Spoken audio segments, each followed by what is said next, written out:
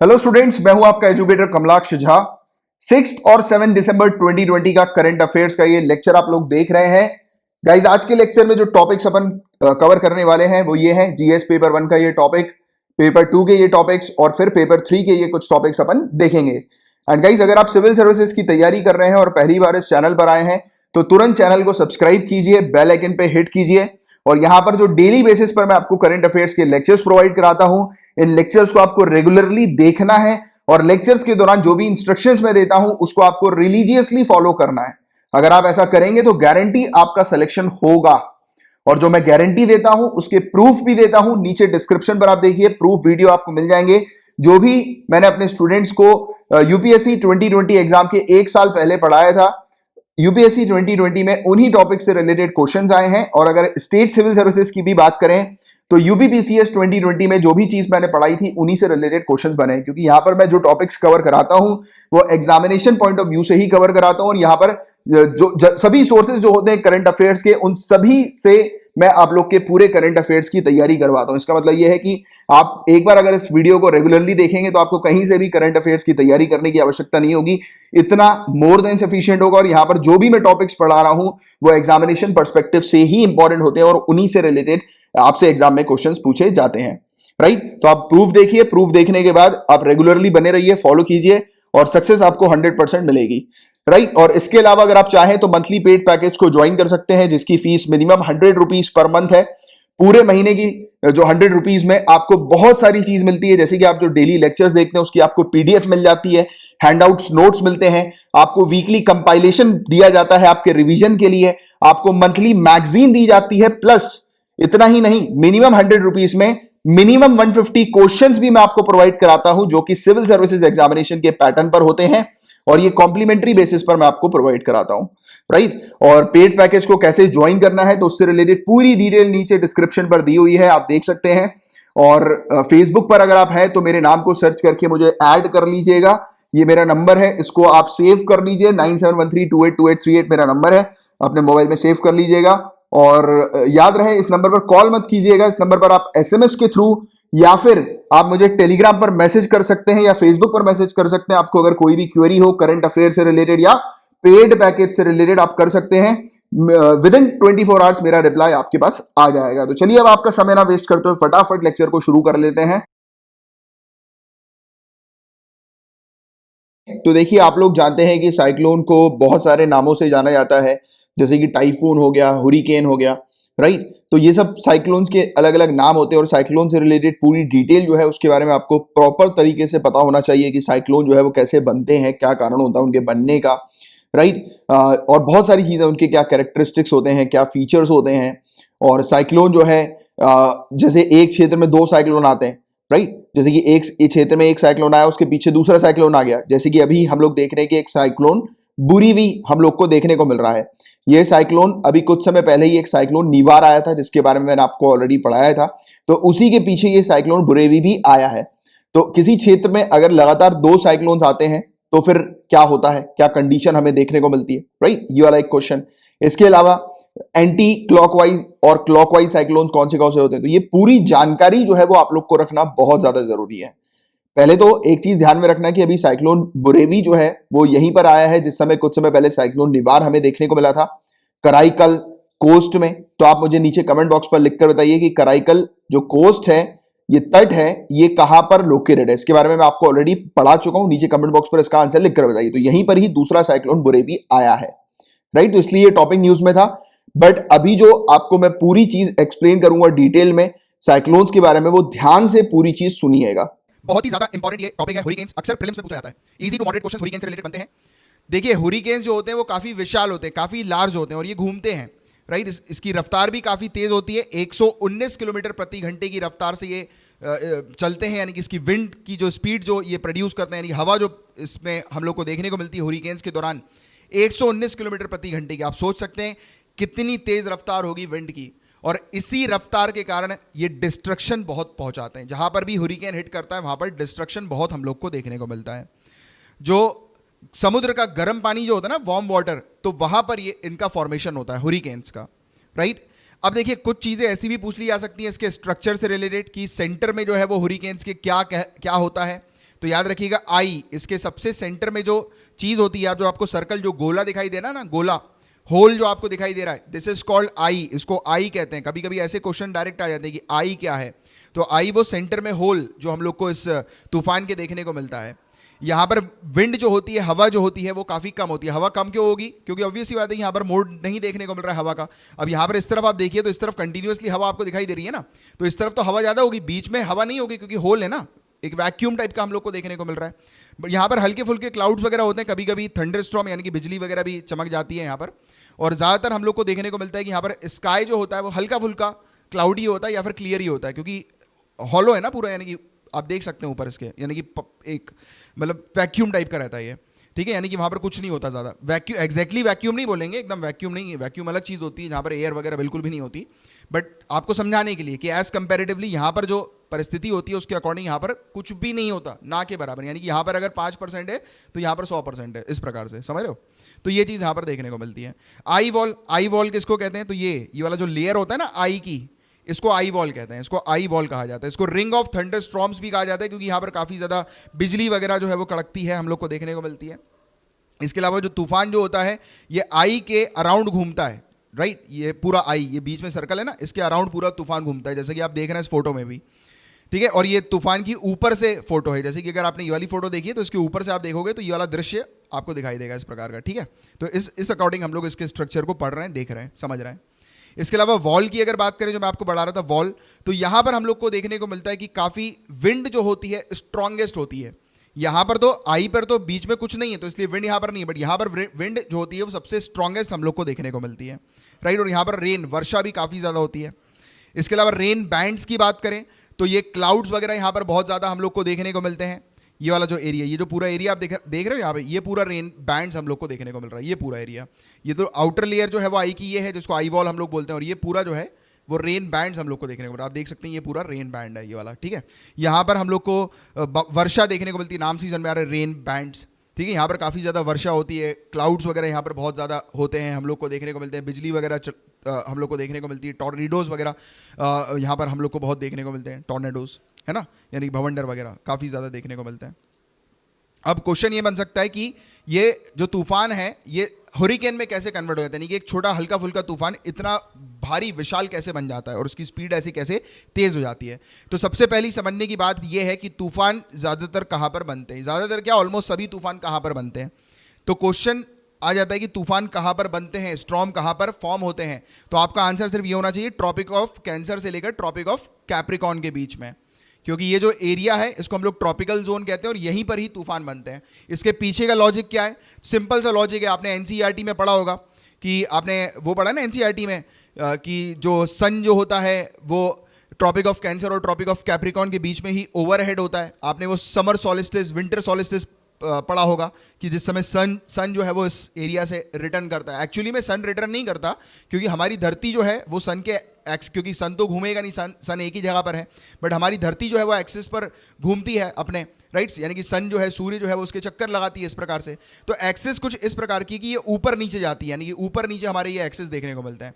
तो इसमें ऐसा लगता है कि सन जो है वो ऊपर नीचे हो रहा है, क्योंकि सन ईस्ट से निकलता है, वेस्ट पे जाके ढल जाता है, राइट। तो बट एग्जैक्टली सन तो जा नहीं रहा है, धरती घूम रही है, तो ये कंसेप्ट वैसा ही है। तो इसमें आप वो तो हालांकि बेसिक आपको पता होगा, बट फिर भी एक बेसिक अंडरस्टैंडिंग भी आप लोग को पता होनी चाहिए, उसके लिए मैंने रिवाइज करा दिया, ठीक है। तो ये समर सॉलिस्टिस, विंटर सॉलिस्टिस का आपको पता है कि पूरा कि यहीं पर ही इस एरिया पर ही हम लोग को सन ओवरहेड देखने को मिलता है। अब जब यहाँ पर सन है तो सन क्या करेगा? पानी को गर्म करेगा। पानी को गर्म करेगा तो क्या होगा? इवेपोरेशन की प्रोसेस, और आपको पता है कि वहाँ पर बनते हैं क्लाउड्स। और उससे पहले जब ये इवेपोरेशन हो रहा है तो क्या हो रहा है? हवा जो है वो ऊपर की तरफ जा रही है। हम लोग बोलते हैं ना कि वार्म एयर जो होती है, गर्म हवा जो होती है ऊपर चली जाती है, ठंडी हवा नीचे जाती है, गर्म हवा लाइट होती है इसलिए ऊपर जाती है।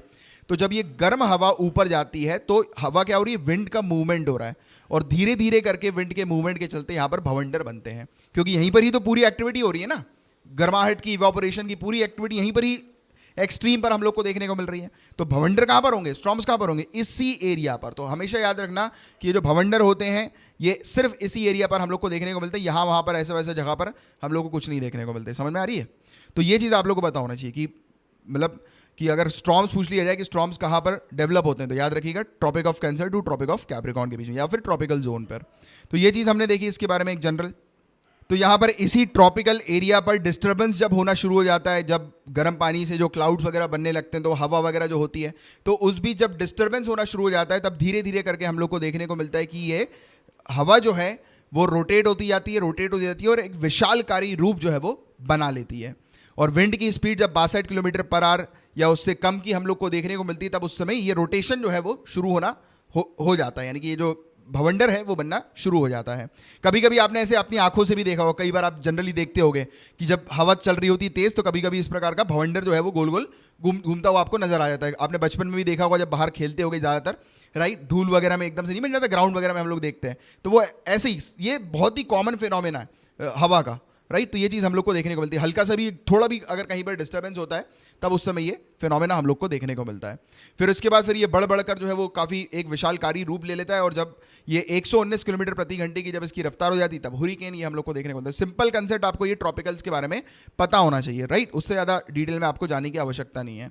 और वार्म वाटर, गर्म पानी जो होता है वो स्टॉर्म्स को एनर्जी दे देता है, क्योंकि हवा जो है ऊपर हम लोग को देखने को मिल रही है, एयर जो है वो राइज हो रही है, ठीक है। जब एयर राइज हो रही है तो क्या हो रहा है, ट्रॉपिकल डिस्टर्बेंस हो रहा है। अब इस एरिया पर हवा जो है वो शांत है, ठीक है, ये मान लेता हूँ ये हवा है, ये शांत है, ठीक है। अब यहाँ पर हमने देखा कि सूर्य के चलते पानी जो है वो, ये नीचे पानी है, गर्म हुआ, गर्म होने के चलते ये हवा जो शांत है ये क्या कर रहा है, पानी गर्म होकर ऊपर जा रही है विंड। तो यहाँ पर देखिए ये वाली जो विंड है, यहाँ पर ये शांत विंड है, तो ऑब्वियस ही बात है कि इसमें हलचल होना तो शुरू हो जाएगी। क्यों हलचल होना शुरू हो जाएगी, ये एनर्जी दे रहा है, ये वार्म वाटर इसको एनर्जी दे रहा है, तो यही चीज़ हम लोग को देखने को मिलती है, राइट। और इसके चलते, और ये एक और चीज़ आपको याद रखनी है, ये यूजुअली तब होता है जब वाटर का टेम्परेचर 79 डिग्री फ़ारेनहीट या 26 डिग्री सेल्सियस या उससे ज़्यादा का होना चाहिए, तभी हम लोग को ये हुरिकेन या स्टॉर्म वगैरह, विशालकारी स्टॉर्म जो है वो देखने को मिलते हैं, ठीक है। और थंडर स्टॉर्म जैसे चल रहा है, भवंडर जैसे चल रहा है, एक कंसेप्ट और समझो कि वो रुकेगा कब। तो देखो गाइज, ये बादल हैं, अब बादल जो है गाइज अपनी बारिश वापस नीचे कर देंगे, तो जो एनर्जी जो होगी उस थंडर स्टॉर्म के अंदर वो लूज हो जाएगी, राइट, क्योंकि बारिश के थ्रू, कंडेंसेशन के थ्रू एनर्जी तो चली गई ना, एनर्जी कब आ रही है, इवापोरेशन के थ्रू, राइट, बट कंडेंसेशन हुआ तो क्या हुआ, एनर्जी गई, तो थंडर स्टॉर्म रुक जाएगा। और ये अक्सर हम लोग को देखने को मिलता है कि यहाँ पर जैसे ही ये लैंड मास पर आते हैं तो वैसे ही इनकी एनर्जी जो है वो लूज होना शुरू होती है। और बताया जाता है कि कई बार थंडर स्टॉर्म, कई बार क्या, हर बार हम लोग को देखने को मिलता है कि थंडर स्टॉर्म जो होते हैं वर्षा लेकर आते हैं, बारिश लेकर आते हैं, ठीक है। तो ये वाली चीज़ भी होती है, और बट वो डिस्ट्रक्शन भी बहुत खतरनाक कर देते हैं। चलो एनीवेज, इसके बारे में एक चीज़ आपको बताऊँ। अब आओ एक बार रिवीजन कर लेते हैं कि ये हुरिकेन्स के बारे में, जिससे कि पूरी चीज़ अच्छे से दिमाग में बैठ गया है। तो देखो ये हुरिकेन जो है ये जाकर हिट कर रहा है टेक्सास पे, अभी ये हम लोग को देखने को मिला, इसने हिट किया था। और हुरिकेन्स इसी जगह पर बनते हैं, राइट। और देखो मैंने आपको बताया था ये ट्रॉपिक्स जो है, tropic of cancer, tropic of Capricorn, उसके बीच पर जो है वो गर्माहट हम लोग को देखने को मिलती है, सूर्य की, जो कंसेप्ट मैंने आपको समझाया है ना।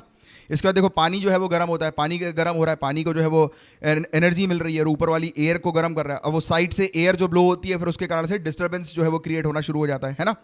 ये जो है हवा जो आ रही है उस तरफ से, अफ्रीका की तरफ से, तो वो क्या करती है, डिस्टर्बेंस जो है वो क्रिएट करने लगती है। अब इस बीच क्या हुआ, पानी जो है वो इवापोरेट हो रहा है, पानी इवापोरेट होने से क्या होता है, क्लाउड्स वगैरह बनना शुरू हो जाते हैं। पानी एक तो ऊपर की तरफ जाता है, क्योंकि गर्म पानी है, वो ऊपर राइज करता है। पानी राइज नहीं कर रहा है, नहीं कि पानी गर्म हो गया तो एयर मॉलिक्यूल जो है, इवापोरेशन हम लोग को देखने को मिल रहा है, हवा जो है वो गर्म हवा ऊपर की तरफ गई। और आपने क्लाउड्स अलग अलग प्रकार के देखे होंगे, निम्बस क्लाउड और इस प्रकार के क्लाउड, तो इसी प्रकार का ये बड़ा सा क्लाउड जो है वो बन जाता है, राइट। स्ट्रक्चर उसका काफ़ी विशालकारी हो जाता है, राइट।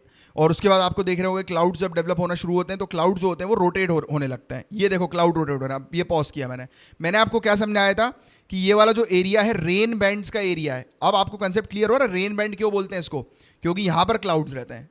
क्लियर है यहाँ तक बातें। अब आगे देखते हैं। अभी आपको आई भी दिखाई देगी, ये देखो, ये आपको आई दिखाई दी बीच में, और ये होल जो आपको दिखाई दे रहा है वो आई है, उसके बगल वाला क्या है, आई वॉल है। और रेन बैंड्स आपने देखा मेरा, और स्ट्रक्चर से आपको क्लियर हो गया कि रेन बैंड्स जो होते हैं वो क्या करते हैं, हम लोग को देखने को मिलता है कि बारिश, वर्षा वहाँ पर काफ़ी ज़्यादा होती है, और इस प्रकार से जो है वो टॉर्नेडो डेवलप हो जाता है। और टॉर्नेडो देखो कितना विशालकारी होता है, 1000 माइल्स तक ब्रॉड हम लोग को देखने को मिलता है, और ऊंचाई में 10 माइल्स तक ये हम लोग को देखने को मिलता है। बहुत ही ज़्यादा विशालकारी होता है ये, और जाकर ये हिट कर देता है, और हिट करने के बाद बहुत बुरा डिस्ट्रक्शन वगैरह जो है वो क्रिएट कर देता है। हालत जो है वो खराब हो जाती है उस एरिया की, जिस एरिया पर ये हिट करता है। ठीक है, क्लियर है, बुरी बात है, कंसेप्ट क्लियर हो गया यहाँ तक। अब देखो कुछ बेसिक चीज़ नासा की वेबसाइट से मिली है। जैसे इस एरिया पर जो ये भवंडर वगैरह आते हैं उसको हम लोग साइक्लोन्स बोलते हैं। इस एरिया पर टाइफून जो है वो कहा जाता है। इस एरिया पर होरिकेन्स हम लोग को देखने को मिलते हैं, इसको कहा जाता है, जो कि बहुत ही खतरनाक भयानक मोड़ जो है वो ले लेता है ना। तो ये चीज़ है। इंडिया में अभी साइक्लोन्स आए हुए थे, तो आपको साइक्लोन, होरिकेन, टाइफून, इसके बारे में पता होना चाहिए। तो पहली कैटेगरी के अंदर जो हवा होती है वो 90 से 125 किलोमीटर प्रति घंटे की रफ्तार से हम लोग को देखने को मिलती है, जो स्ट्रॉन्गेस्ट जो होती है, और एवरेज जो होती है वो 63 टू 88। सेकंड कैटेगरी के अंदर 125 से 164 किलोमीटर प्रति घंटे की रफ्तार में देखने को मिलती है हवा। तीसरी कैटेगरी के अंदर 165 से 225 24। चौथी कैटेगरी की बात करें तो 225 से 279, और पांचवी कैटेगरी 279 किलोमीटर प्रति घंटे की रफ्तार से ज्यादा तेज की जो हम लोग को देखने को मिलती है, और जो एवरेज जो होती है वो 200 किलोमीटर प्रति घंटे की रफ्तार से देखने को मिलती है। इसके अलावा गाइस एक और इंपॉर्टेंट कॉन्सेप्ट को समझते हैं, तो इसमें मैं चाहूंगा कि आप भी इन्वॉल्व हुए और मैं जो क्वेश्चन अभी आपसे पूछूंगा इसका आंसर आप नीचे कमेंट बॉक्स पर लिख कर बताएं। तो देखिए गाइस, आप एक सिचुएशन इमेजिन करो कि ये एक एरिया है, लैंड मास का एरिया है, और ये समुद्र से साइक्लोन जो है वो होता हुआ आ रहा है। और समुद्र पे साइक्लोन क्यों आता है, मैंने आपको बताया हुआ है कि समुद्र का पानी जो है वो सूर्य गर्म करता है। अपने थोड़ी देर पहले बात करी थी कि ये ट्रॉपिकल एरिया हमें नजर आता है, इस एरिया को सूर्य जो है वो गर्म कर देता है, गर्म करता है, इवापोरेशन होता है, और इवापोरेशन के कारण हमें क्या देखने को मिलता है कि गर्म हवा ऊपर की तरफ जाती है और नीचे की जो एरिया जो होता है वो खाली एरिया, क्योंकि गर्म हवा ऊपर गई तो नीचे खाली बच जाएगा, तो उस एरिया को फिल कौन सी करती है, ठंडी हवा, राइट। तो हम क्या देखते हैं, हाई प्रेशर लो प्रेशर की तरफ आता है, क्योंकि गर्म हवा जब ऊपर जाती है तो लो प्रेशर वहां पर बन जाता है, तो हाई प्रेशर आता है, यानी कि हाई प्रेशर से हवा जो है वो लो प्रेशर की तरफ आती है, और जो हवा जो है वो ऊपर की तरफ चली जाती है, यानी कि जो एरिया खाली बच जाता है उस एरिया को वो हवा फिल कर देती है। तो यही पूरी प्रक्रिया होती है जिसके कारण पूरा साइक्लोन जो है वो डेवलप होता है, जनरेट होता है, राइट। तो एक सिचुएशन में आपको बता रहा हूं कि जैसे कि ये जमीनी एरिया है, यहां पर समुद्र में ये साइक्लोन बन रहा है और ये इस तरफ आकर हिट कर रहा है, ठीक है। अब हम देख रहे हैं कि एक साइक्लोन जो है वो ऐसे हिट कर रहा है, उसी के पीछे मतलब एक दो दिन के बाद या फिर कुछ घंटों के बाद जो है वो दूसरा साइक्लोन भी आ रहा है। तो आप मुझे बताएंगे कि पहला वाला साइक्लोन जो जमीन को हिट करेगा वो ज्यादा खतरनाक होगा या दूसरा वाला? नीचे कमेंट बॉक्स पर इसका आंसर लिखकर बताइए। और मुझे पता है कि आप में से काफी सारे लोगों ने बिल्कुल सही जवाब दिया होगा कि पहला वाला काफी ज्यादा डेंजरस होगा एज कंपेयर टू दूसरा वाला। क्यों? क्योंकि पूरे कंसेप्ट को फिर से रिकॉल करो, याद करो कि मैंने आपको क्या बताया था कि साइक्लोन को एनर्जी कहां से मिलती है, जब सूर्य क्या करता है, इस एरिया को, ट्रॉपिकल एरिया को, यानी कि यहां पे समुद्र के पानी को गर्म करता है। पानी को गर्म करेगा, इवापोरेशन होगा, इवापोरेशन होगा, हवा ऊपर की तरफ आएगी, हाई प्रेशर से हवा जो है वो लो प्रेशर की तरफ आएगी। तो ये हवा का जो मूवमेंट हो रहा है इसके कारण क्या हो रहा है, पूरा जो साइक्लोन जो है वो जनरेट हो रहा है हवा के मूवमेंट के कारण। तो साइक्लोन ने क्या किया, पूरी गर्म हवा से एनर्जी ली, पूरी गर्म हवा को अपने अंदर समाया और फिर वो जनरेट करना उसने शुरू कर दिया। तो ये तो इसने क्या किया, पूरी वहां की उस क्षेत्र की एनर्जी जो है वो अपने पास रख ली इसने, राइट। तो ये किया इसने। दूसरी चीज ये, एक और चीज ये करता है, क्योंकि देखो साइक्लोन्स का यानी कि इस प्रकार के जो भवंडर होते हैं, तूफान होते हैं, उसका मूवमेंट आप जानते हो, गोल गोल ऐसे घूमते हैं। ये जब ये गोल गोल घूमते हैं तो ये क्या करते हैं, ये नीचे जो पानी जो होता है ना उसको भी शिफ्ट कर देते हैं, ठंडे पानी को शिफ्ट कर सॉरी गर्म पानी को शिफ्ट कर देते हैं, ठंडे पानी को गर्म पानी की जगह जो है वो ले आते हैं। कैसे ले आते हैं, जैसे कि आप बाल्टी में अपना पानी हाथ जो है वो गोल गोल घुमाना, राइट। तो आप क्या देखोगे कि जब आप हाथ गोल गोल घुमाओगे तो ऊपर वाला जो पानी जो होगा वो धीरे से आप नोटिस करना कि वो उसका मूवमेंट होगा, राइट। जब आप हाथ गोल गोल घुमाओगे तो पानी क्या हो रहा है, मूव हो रहा है। तो ये क्या करता है, ये इस प्रकार से गोल गोल घुमाता है तो ये दो चीजें करता है, ये सी सरफेस का जो पानी होता है ना उसको शिफ्ट कर देता है। और मैंने आपको क्या बताया कि सी सरफेस का जो पानी होता है वो गर्म रहता है, सूर्य उसको गर्म करता है। तो जब ये गर्म पानी को शिफ्ट कर देता है तब क्या होता है कि गर्म पानी जो है वो दूसरी तरफ जाने लगता है, और जब गर्म पानी का मूवमेंट होता है तो नीचे वाला जो पानी होता है ठंडा पानी, ये इसके ऊपर की तरफ आ जाता है, तो गर्म पानी की जगह ठंडा पानी ले लेता है, राइट। और वैसे ही अगर दूसरे टाइप का जो साइक्लोन होता है, क्योंकि साइक्लोन्स के भी दो और प्रकार होते हैं, क्लॉकवाइज और एंटी क्लॉकवाइज, उसको भी मैं अभी आपको समझाऊंगा। तो दूसरा जो साइक्लोन होता है ये भी क्या करता है, मतलब मेन कंसेप्ट ये है कि ये समुद्र के पानी जो होता है, गर्म पानी जो होता है उसको शिफ्ट कर देता है। तो अब समुद्र का गर्म पानी जब शिफ्ट हो गया और गर्म हवा भी जो है वो भी पहला वाला साइक्लोन अगर अपने साथ लेकर चला गया, तो ऑब्वियस ही बात है कि दूसरा साइक्लोन तो वीक हो गई, उसको उतनी एनर्जी नहीं मिलेगी as compared to first cyclone. तो ये एक कॉन्सेप्ट है जिसका बस आपको एक पता होना चाहिए, इससे रिलेटेड भी क्वेश्चंस कई बार पूछ लिया जाता है। तो याद रखना कि जो भी साइक्लोन लैंड पे पहले हिट करता है या जो भी पहला साइक्लोन होता है और उसके पीछे अगर दूसरा साइक्लोन आ रहा होता है तो पहला वाला ज्यादा डेंजरस होगा एज कंपेयर टू दूसरा वाला, क्योंकि पूरी एनर्जी जो है वो पहला वाला अपने साथ लेकर जाएगा, और सेकेंडली दूसरे वाले के लिए एनर्जी जो है वो कम कर देता है, क्योंकि वो नीचे सरफेस एरिया का जो पानी जो होता है उसको वो शिफ्ट कर देता है, राइट, गर्म पानी को। तो ये चीज है। इसके अलावा क्लॉकवाइज और एंटी क्लॉकवाइज का कॉन्सेप्ट भी समझ लो, क्योंकि ये भी एक इंपॉर्टेंट चीज है, राइट, कॉन्सेप्ट के अंदर। इसमें समझने की जरूरत नहीं है, बिल्कुल याद रखने की कोई जरूरत नहीं है, ये तो अपने आप आएगा, क्योंकि अभी तक इतनी सारी आप चीज सीख चुके हो। तो देखो मैंने आपको क्या बताया था कि ये वाला जो एरिया है इसको ट्रॉपिकल जोन है, राइट। 30 डिग्री नॉर्थ से 30 डिग्री साउथ के बीच में हमें नजर आता है, देखने को मिलता है।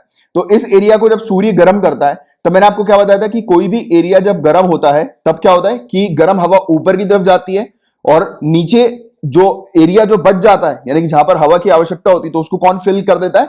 ठंडी हवा फिल कर देती। तो हाई प्रेशर से हवा लो प्रेशर की तरफ आती है, क्योंकि जब भी गर्मी यहां पर होगी और हवा जिस समय ऊपर उठेगी तो वो वाला जो एरिया होता है वो लो प्रेशर का एरिया होता है।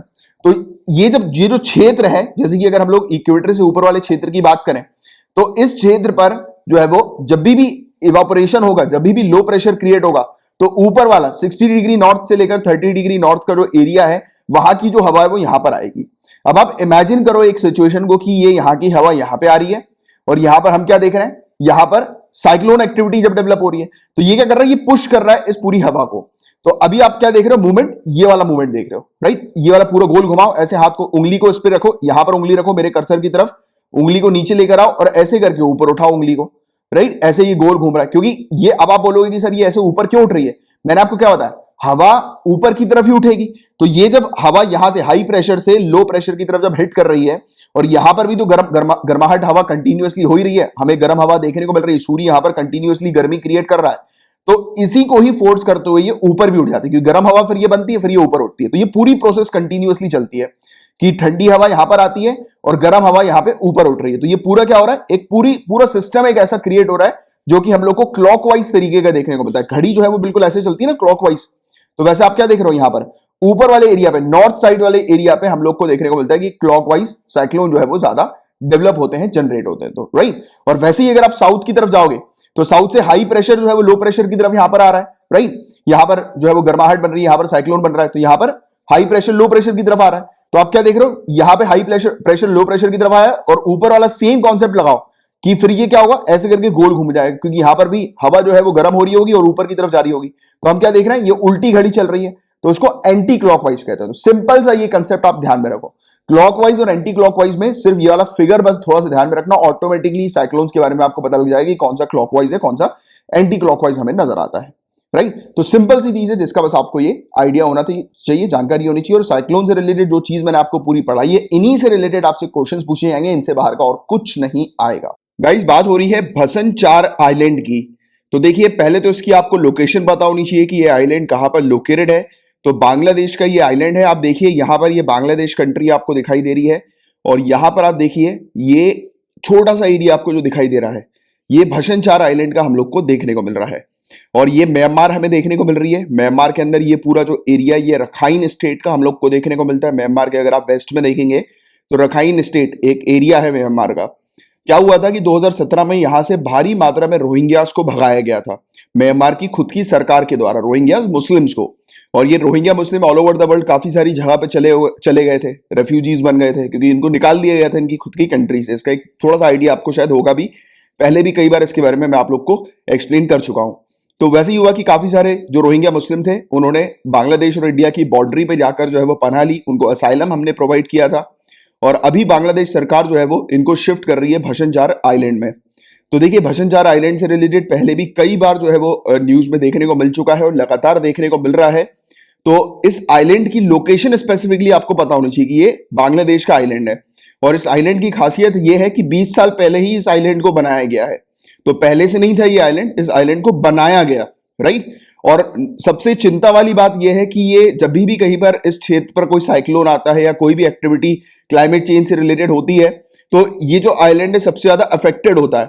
और कई बार तो ये आइलैंड समुद्र के नीचे चला जाता है। और सबसे बड़ा खतरा है, जैसे कि हम लोग देख रहे हैं कि क्लाइमेट चेंज होने वाला है, टेम्परेचर लेवल लगातार राइज जो है वो होता हुआ जा रहा है। तो क्या हो सकता है कि आने वाले कुछ समय में यह आइलैंड पूरी तरह से समुद्र के नीचे भी हो सकता है, और बीच बीच में होता भी है कई बार ये। तो अभी इंटरनेशनली बांग्लादेश को क्रिटिसाइज किया जा रहा है, क्योंकि बांग्लादेश ऐसे आइलैंड पे जहां पे सबसे ज्यादा खतरा है, वहां पर रोहिंग्यास मुस्लिम को शिफ्ट कर रही है, राइट। तो इसको लेकर ये भाषणचार आइलैंड हम लोग को न्यूज में देखने को मिला था, जिसके बारे में बस आपको एक बेसिक आइडिया होना चाहिए, राइट। और जो मैंने भी आपको पूरी चीज बताई रोहिंग्या के इशू के बारे में, उसकी एक जनरल आपको जानकारी होनी चाहिए, दैट्स इट। सो गाइस बात करेंगे वर्ल्ड मलेरिया रिपोर्ट 2020 के बारे में। तो डायरेक्टली आपसे ये चीज पूछी जा सकती है कि वर्ल्ड मलेरिया रिपोर्ट किसके द्वारा रिलीज की जाती है? वर्ल्ड हेल्थ ऑर्गेनाइजेशन, आपको याद रखना है। और इस रिपोर्ट के अंदर एक बहुत ही अच्छी न्यूज हम लोग को ये दिखाई दे रही है कि इंडिया के अंदर से मलेरिया का जो बर्डन है, यानी कि मलेरिया के केसेस जो इंडिया के अंदर हमें देखने को मिलते हैं, लगातार उसमें गिरावट जो है वो नजर आ रही है। और जितनी भी कंट्रीज जहां पर बहुत ही ह्यूज प्रॉब्लम हमें मलेरिया से रिलेटेड देखने को मिलती है, उनमें से सिर्फ इकलौती इंडिया है जहां पर मलेरिया के केसेस में गिरावट रिकॉर्ड की गई है, राइट। और 2018 के कंपैरिजन में 2019 में 17.6% की गिरावट बताई जा रही है। और एनुअल पैरासिटिक इंसिडेंस, पैरासिटिक यानी कि आप समझते हैं, पैरासिटिक यानी कि इस प्रकार के जो मच्छर वगैरह से रिलेटेड जो बीमारियां हम लोग को देखने को मिलती हैं, तो वो उसकी यहां पर बात हो रही है। तो ऐसी जो इंसिडेंसेस, ऐसे जो केसेस हम लोग को देखने को मिलते हैं, उसमें भी गिरावट हुई है 2018 में। 2017 के कंपैरिजन की अगर हम लोग बात करें तो 17.6% गिरावट हुई थी, और 2019 में 2018 के कंपैरिजन की बात करें तो 18.4% की गिरावट हुई थी। हालांकि एग्जामिनेशन पर्सपेक्टिव से आपको ये सब आंकड़े याद रखने की जरूरत नहीं, सिंपल बस ये याद रखो कि हाँ, वर्ल्ड हेल्थ ऑर्गेनाइजेशन की जो ये रिपोर्ट है, वर्ल्ड मलेरिया रिपोर्ट, इसके थ्रू ये चीज बताई जा रही है कि इंडिया के अंदर मलेरिया के केसेस में गिरावट देखने को मिली है। और ऑल ओवर द वर्ल्ड जहां पर जो कंट्रीज जहां पर बहुत ह्यूज बर्डन हम लोग को मलेरिया का देखने को मिलता है, उसमें इकलौती ऐसी इंडिया हम लोग को देखने को मिल रही है जहां पर गिरावट रिकॉर्ड की गई है, राइट। तो ये सिर्फ चीज आप लोग को थोड़ी सी ध्यान में रखनी है। और सबसे बड़ी, सबसे लार्जेस्ट ड्रॉप हम लोग को मलेरिया के केसेस में इंडिया के अंदर ही देखने को मिला है। अप्रोक्सीमेटली 20 मिलियन केसेस से 6 मिलियन जो है ये हो गए हैं, सबसे बड़ा ड्रॉप बताया जा रहा है। और ये जो परसेंटेज ड्रॉप जो मलेरिया के केसेस में था, वो 71.8% हमें नजर आया था, और 73.9% हमें देखने को मिला था सन 2000 से लेकर 2019 के बीच में। यानी कि हम लोग देख रहे हैं कि इतने ह्यूज लेवल पर गिरावट हुई है कि सन 2000 में और 2019 को कंपेयर करें, यानी कि लगभग 19 साल के इस डेटा को देखें हम लोग, तो इसमें यह चीज बाकायदा बताई जा रही है कि इन पूरे ईयर्स में हमने लगभग 70% के आसपास हमने डेथ को भी कम किया है और केसेस को भी रिड्यूस कर दिया है। तो ये बहुत बड़ी अचीवमेंट है एक। और high burden to high impact initiative की बात करें, आपसे यह भी पूछा जा सकता है कि ये हाई बर्डन और हाई इंपैक्ट इनिशिएटिव किसका है, तो वर्ल्ड हेल्थ ऑर्गेनाइजेशन का है। डब्ल्यूएचओ ने इसको शुरू किया था 11 कंट्रीज में, इंक्लूडिंग इंडिया ऑल्सो, जहां पर मलेरिया के केसेस बहुत ज्यादा हमें नजर आते हैं। और इंडिया के अंदर ये जो इनिशिएटिव है डब्ल्यूएचओ का, ये वेस्ट बंगाल, झारखंड, छत्तीसगढ़ और मध्य प्रदेश जैसी स्टेट्स पर इंप्लीमेंट हुआ है, राइट। अच्छा, इसके अलावा थोड़ी बात कर लेते हैं मलेरिया के बारे में। हालांकि आप लोग को पता ही होगा मलेरिया के बारे में काफी कुछ फैक्ट्स वगैरह, बट एक चीज जरूर याद रखना, अक्सर एग्जाम में पूछी जाती है कि मलेरिया जो है वो किस मच्छर के काटने से होता है। तो याद रखिएगा, फीमेल एनोफिलीज मॉस्किटो, इस फीमेल एनोफिलीज के काटने से ये मलेरिया होता है। ये चीज आपको थोड़ी सी ध्यान में रखनी है। और आप जानते हैं कि ये मच्छर जो है वो खून चूसते हैं, तो ह्यूमन की बॉडी के ऊपर डिपेंडेंट रहते हैं। तो 4 प्रकार के मलेरिया पैरासाइट्स इन्फेक्ट करते हैं ह्यूमंस को। वो कौन से 4 प्रकार हैं? तो plasmodium, falciparum, P vivax, P ovale, P malariae. तो ये हम लोग को देखने को मिलता है। इसके अलावा एक और है पी नोलेसी, ये हम लोग को एक देखने को मिलता है, एक प्रकार का मलेरिया है जो कि नेचुरली इन्फेक्ट करता है मकाउस को। मकाउस यानी कि बंदर, नेचुरली बंदर को इन्फेक्ट करता है साउथ ईस्ट एशिया में। और जब हमें देखने को मिलता है कि किसी एनिमल से ह्यूमन को जब मलेरिया होता है, ट्रांसमिट होता है, तो उसको जूनोटिक मलेरिया भी कहते हैं। अगर एग्जाम में आपसे पूछ लिया जाए कि किसी एनिमल से ह्यूमन को क्या, देखो एक स्टेटमेंट में लिखा रहेगा कि मच्छरों से, मॉस्किटो से ह्यूमन को मलेरिया होता है, वो स्टेटमेंट करेक्ट है, सभी जानते हैं। इसके अलावा एक स्टेटमेंट में अगर ऐसा लिखा रहे कि किसी एनिमल से ह्यूमन को मलेरिया होता है, तो वो स्टेटमेंट भी आपका बिल्कुल करेक्ट होगा कि एनिमल से भी हो सकता है मलेरिया ह्यूमंस को, उसको जूनोटिक मलेरिया कहते हैं। याद रखिए, ये एक इंपॉर्टेंट पॉइंट है जो कि जो लोग ध्यान से नहीं पढ़ेंगे तो वो इसको मिस कर जाएंगे। तो आप पढ़ रहे हो, मेरे लेक्चर्स को देख रहे हो, तो आप मिस नहीं करोगे। इसके अलावा एक इनिशिएटिव की भी बात करेंगे। ऐसा क्वेश्चन ये भी आ सकता है कि दमन इनिशिएटिव जो है वो किस पर्टिकुलर स्टेट का है, तो ओडिशा का है। दमन यानी कि दुर्गामा अंचलारे मलेरिया निराकरण इनिशिएटिव, तो ये इनिशिएटिव ओडिशा का है। इस इनिशिएटिव के तहत ऐसे एरियाज जहां पर मलेरिया को ट्रीट करने की सर्विस पहुंचाना मुश्किल होता है, जैसे कि कई बार रोड कनेक्टिविटी के कारण, या कई बार ऐसे हिली एरियाज हम लोग को नजर आते हैं जहां पर जो है वो कनेक्टिविटी उतनी अच्छी नहीं होती, तो इसलिए क्या हेल्थ केयर सर्विस वहां तक पहुंचने में मुश्किल जाती है। तो यहां पर ये जो इनिशिएटिव ये टारगेट करता है ऐसे इनएक्सेसिबल एरियाज को और ऐसे एरिया को जहां पर ज्यादा केसेस मलेरिया के नजर आ रहे हैं, तो वहां पर ये ट्रीटमेंट जो है वो प्रोवाइड कराने के ऊपर फोकस करता है कि ऐसे एरियाज पर या ऐसे क्षेत्र पर जहां पर मलेरिया का बर्डन बहुत ज्यादा है वहां से मलेरिया के बर्डन को रिड्यूस करें और वहां तक बेटर ट्रीटमेंट मलेरिया के लिए प्रोवाइड किया जा सके। और इस पर्टिकुलर दमन इनिशिएटिव को ज्वाइंटली इंप्लीमेंट किया गया है आईसीएमआर एनआईएमआर के द्वारा, Indian Council of Medical Research, National Institute of Malaria Research के द्वारा, एनवीबीडीसीपी के द्वारा, National Vector Borne Disease Control Programme, और MMV Odisha and Medicine for Malaria Venture. तो इसके द्वारा जो है ये हम लोग को देखने को मिला है कि ये जॉइंटली इंप्लीमेंट किया है ये दमन इनिशिएटिव, राइट। तो ये चीज बस आप लोग को पता होनी चाहिए, डब्ल्यूएचओ की इस रिपोर्ट के बारे में पता होना चाहिए। एक अपन ने अलग से एक फैक्ट जाना जूनोटिक मलेरिया के बारे में भी, इसकी आपको जानकारी होनी चाहिए। High burden to high impact initiative के बारे में पता होना चाहिए और दमन इनिशिएटिव के बारे में। इतना सफिशिएंट है, मलेरिया से रिलेटेड कोई भी टॉपिक आएगा तो उससे रिलेटेड आप आंसर कर पाएंगे। इवन मेंस में भी बहुत सारी चीजें जो है आप मलेरिया से रिलेटेड लिख सकते हैं अगर आपको सिर्फ इतने फैक्ट्स का अच्छा एक आइडिया हो, जानकारी हो, ठीक है। तो ये था पूरा ओवरऑल टॉपिक इससे रिलेटेड। गाइस बात हो रही है कल्चर ऑफ पीस सेशन के बारे में, शांति की संस्कृति सत्र के बारे में। आपसे डायरेक्टली ये क्वेश्चन पूछा जाएगा कि ये कल्चर ऑफ पीस जो है वो किसका है, कौन ऑर्गेनाइज करता है। तो यूनाइटेड नेशंस आपको याद रखना है। यूनाइटेड नेशन जनरल असेंबली जो है वो 1997 से इसको ऑर्गेनाइज कर रही है और 1999 में इन्होंने अडॉप्ट किया था, यूएनजीए ने अडॉप्ट किया था डिक्लेरेशन और programme of action culture of peace के ऊपर, राइट। और उसके 10 महीने के बाद हमें देखने को मिला था कि international year for the culture of piece की भी प्रिपरेशन जो है वो कंडक्ट किया गया। बट हालांकि ये चीज इंपॉर्टेंट नहीं, सिंपल बस याद रखना कल्चर ऑफ पीस सेशन जो है वो किसका है, किसके द्वारा ऑर्गेनाइज किया जाता है, यूनाइटेड नेशंस के द्वारा, राइट। ये चीज आपसे डायरेक्टली पूछी जा सकती है और इसके नाम से ही आपको समझ में आ जाना चाहिए कल्चर ऑफ पीस है, तो ये पीस के कल्चर को all over the world promote करने के ऊपर मेनली फोकस करता है। यानी कि ये जो सेशन होता है इसमें इन्हीं सब चीजों के बारे में डिस्कशन होता है कि कैसे पीस को प्रमोट किया जाए। और अभी लेटेस्ट इसके सत्र में, सेशन में इंडिया ने यूनाइटेड नेशन से कहा है कि जो 3 अब्राहमिक रिलीजन जो हैं, यहूदी यानी कि जुडाइज्म, ईसाई यानी कि क्रिश्चियनिटी और इस्लाम, इनके अलावा भी दूसरे धर्मों के खिलाफ जो नफरत और हिंसा के संदर्भ में जो कॉन्टेक्स्ट होता है ना, हेटेड और वायलेंस के कॉन्टेक्स्ट में, तो दूसरे भी रिलीजन को जो है वो उसमें शामिल किया जाए। यानी कि इनके जो चुनिंदा जो रिलीजन है इसको एक्सपेंड किया जाए, जो ये आलोचनाएं करते हैं रिलीजन की, तो इसको एक्सपेंड किया जाए और दूसरे रिलीजन को भी यहां पर शामिल किया जाए। तो ऐसा इंडिया का भी लेटेस्ट सेशन में कहना था। तो बट आपको मेनली जो याद रखना है एग्जामिनेशन पर्सपेक्टिव से, वो यही चीज सिंपल सी याद रखो कि कल्चर ऑफ पीस सेशन जो है वो किसका है, यूनाइटेड नेशन का है। यहां पर पीस को प्रमोट करने को लेकर डिस्कशन हमें सेशन के दौरान देखने को मिलता है। Got it. आगे की बात करें, अगर आपसे क्वेश्चन पूछा जाए कि क्या लॉटरी, गैम्बलिंग और बेटिंग जीएसटी के अंदर शामिल है, तो ऑनरेबल सुप्रीम कोर्ट ने कह दिया है कि हां इसको शामिल किया जाए। याद रखिएगा कि लॉटरी जो जुआ होता है, बेटिंग जो होती है, गैम्बलिंग जो होती है, सट्टेबाजी वगैरह, तो इसको जो है वो जीएसटी के अंदर शामिल करना है।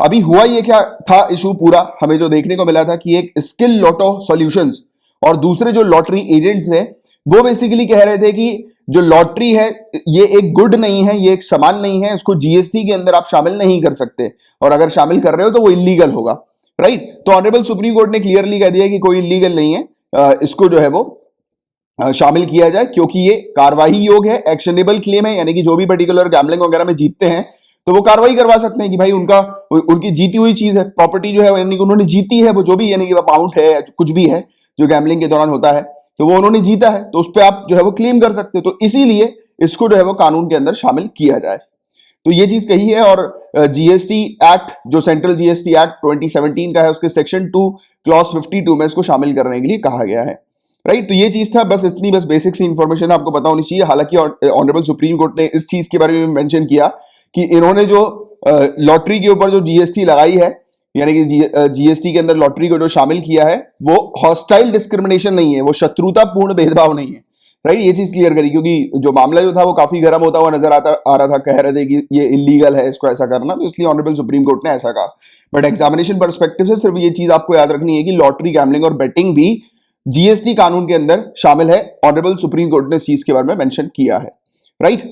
गाइस याद रखिएगा, ऑनरेबल सुप्रीम कोर्ट ने ऑब्जर्व किया है कि जो भी व्यक्ति पब्लिक प्लेसेस में मास्क को नहीं पहन रहे हैं या फिर फिजिकल डिस्टेंसिंग नॉर्म्स का फॉलो नहीं कर रहे हैं, इसका उल्लंघन कर रहे हैं, तो ऐसे व्यक्ति दूसरों के फंडामेंटल राइट्स का उल्लंघन कर रहे हैं। देखो, इस प्रकार के फंडामेंटल राइट्स से रिलेटेड क्वेश्चंस प्रीलिम्स में अक्सर आ जाते हैं क्योंकि ऑनरेबल सुप्रीम कोर्ट ने इस चीज को मेंशन किया है। तो याद रखिएगा कि अगर जो व्यक्ति पब्लिकली मास्क नहीं पहन रहे हैं या फिर फिजिकल डिस्टेंसिंग को फॉलो नहीं कर रहे हैं पब्लिक प्लेसेस में, तो वो दूसरों के फंडामेंटल राइट्स का उल्लंघन कर रहे हैं। और फंडामेंटल राइट्स के उल्लंघन के लिए डायरेक्टली एक व्यक्ति ऑनरेबल सुप्रीम कोर्ट के पास या हाई कोर्ट के पास अप्रोच कर सकता है। और किस आर्टिकल के तहत करता है, तो अभी 1-2 दिन पहले ही आपको पढ़ाया है। नीचे कमेंट बॉक्स पर लिखकर बताइए कि किस आर्टिकल के तहत डायरेक्टली एक व्यक्ति ऑनरेबल सुप्रीम कोर्ट को अप्रोच कर सकते हैं और हाई कोर्ट को अप्रोच कर सकते हैं। बताइए नीचे कमेंट बॉक्स पर लिखकर। तो देखो क्या होता है कि स्टेटमेंट वाइज ऐसे क्वेश्चन आ जाते हैं, जैसे कि फॉर एग्जांपल किसी ने पब्लिकली मास्क नहीं पहना और तो क्या उसको जो है उसके उल्लंघन के लिए कोई व्यक्ति डायरेक्टली ऑनरेबल सुप्रीम कोर्ट को अप्रोच कर सकते हैं? तो हाँ, कर सकते हैं, क्योंकि ऑनरेबल सुप्रीम कोर्ट ने मेंशन किया है ये वाली चीज कि सामने वाले के फंडामेंटल राइट का उल्लंघन कर रहे हैं कोई व्यक्ति अगर मास्क नहीं पहने तो। क्योंकि देखो क्या होता है कि ये सब स्टेटमेंट्स पर लोग विचार नहीं करते हैं कि इसमें जो है वो और क्या इन डेप्थ जो है वो क्या चीजें आ सकती है। तो ऑब्वियसली बात है, डायरेक्टली फंडामेंटल राइट लिखा है और फंडामेंटल राइट का उल्लंघन करने पर एक इंडिविजुअल के पास अथॉरिटी होती है, वो डायरेक्टली अप्रोच कर सकते हैं, है ना, हमारी एपेक्स कोर्ट को। तो ये वाली चीज आप लोग को थोड़ी सी पता होनी चाहिए। अब इसलिए उसकी बात करें तो देखिए बताया जा रहा है कि यूनाइटेड स्टेट्स चाइना से कॉटन को इंपोर्ट नहीं करेगा। जो भी चाइना से कॉटन आएगा उसको एंट्री नहीं देगा यूनाइटेड स्टेट्स। अब ऐसा इसने क्यों कहा तो उसको समझिए। तो यूनाइटेड स्टेट्स का कहना यह है कि जिस जगह पर चाइना के अंदर ये कॉटन का प्रोडक्शन होता है, यानी कि कॉटन वगैरह की खेती होती है, तो उस जगह पर जो खेती करने वाले जो लोग होते हैं वो गुलाम होते हैं, गुलाम मजदूर होते हैं, स्लेव लेबर होते हैं। और यूनाइटेड स्टेट्स स्लेव लेबर को प्रमोट नहीं करता है, इसी के लिए इसने ये कदम उठाया है, ऐसा इसका कहना है। और स्पेसिफिकली इसने मेंशन किया है कि जिस जगह पर ये कॉटन की खेती होती है वहां पर रहते हैं उइघुर मुस्लिम्स, उइघुर और दूसरी मुस्लिम माइनॉरिटी कम्युनिटी। तो देखिए गाइस, आपको पता होना चाहिए उइघुर्स के बारे में, क्योंकि उइघुर वाला भी ये जो टॉपिक है ये भी काफी बार न्यूज में आ चुका है। तो याद रखना, उइघुर जो है वो एक कम्युनिटी है जो कि हमें चाइना में देखने को मिलती है, स्पेशली नॉर्थ वेस्ट चाइना की तरफ ये ज्यादा रहती है उइघुर कम्युनिटी। और चाइना की जो मेजोरिटी है वो इन कम्युनिटी को बिल्कुल पसंद नहीं करती। इवन कई बार ऐसी भी न्यूज आई है कि उइघुर्स के लोग जो है वो गायब हो रहे थे, गायब इन द सेंस कि चाइना उनको उठा के मार रहा था। इवन कुछ समय पहले ये भी न्यूज आई थी कि चाइना इनके ऊपर निगरानी रखता था फेस रिकॉग्नाइजेशन टेक्नोलॉजी के तहत। जैसे कि फेक रिकॉग्नाइजेशन टेक्नोलॉजी जो है ना, हम लोग अपने फोन को देखते हैं और फोन जो है वो अनलॉक हो जाता है, फोन हमारे फेस को रिकॉग्नाइज कर लेता है, तो वो फेस रिकॉग्नाइजेशन टेक्नोलॉजी हम लोग को देखने को मिलती है। तो चाइना ने क्या किया था, उनके बहुत सारी जगह पे जो सीसीटीवी कैमरा होता है, पब्लिक सीसीटीवी कैमरास वगैरह, तो उसमें उन्होंने उइघुर मुस्लिम्स के पूरे डेटा को फीड कर दिया और जहां पर भी उइघुर मुस्लिम जाते थे उनके फेस को डिटेक्ट करके उनको ट्रैक करता था ये कैमरा। तो ऐसे भी आरोप जो है वो चाइना के ऊपर कुछ समय पहले लगाए गए थे। यानी कि कुल मिलाकर चाइना जो है वो इन कम्युनिटी को बिल्कुल भी पसंद नहीं करता है, उइघुर कम्युनिटी को। और यहाँ पर यूनाइटेड स्टेट्स इनको सपोर्ट कर रहा है उइघुर कम्युनिटीज को। और यूनाइटेड स्टेट्स का उइघुर कम्युनिटी को सपोर्ट करना क्यों हम लोग को देखने को मिल रहा है, यानी कि क्यों ये सपोर्ट करता है, तो उसके पीछे का भी मैंने आपको एक डिप्लोमेटिक पॉलिसी बताई थी यूनाइटेड स्टेट्स की।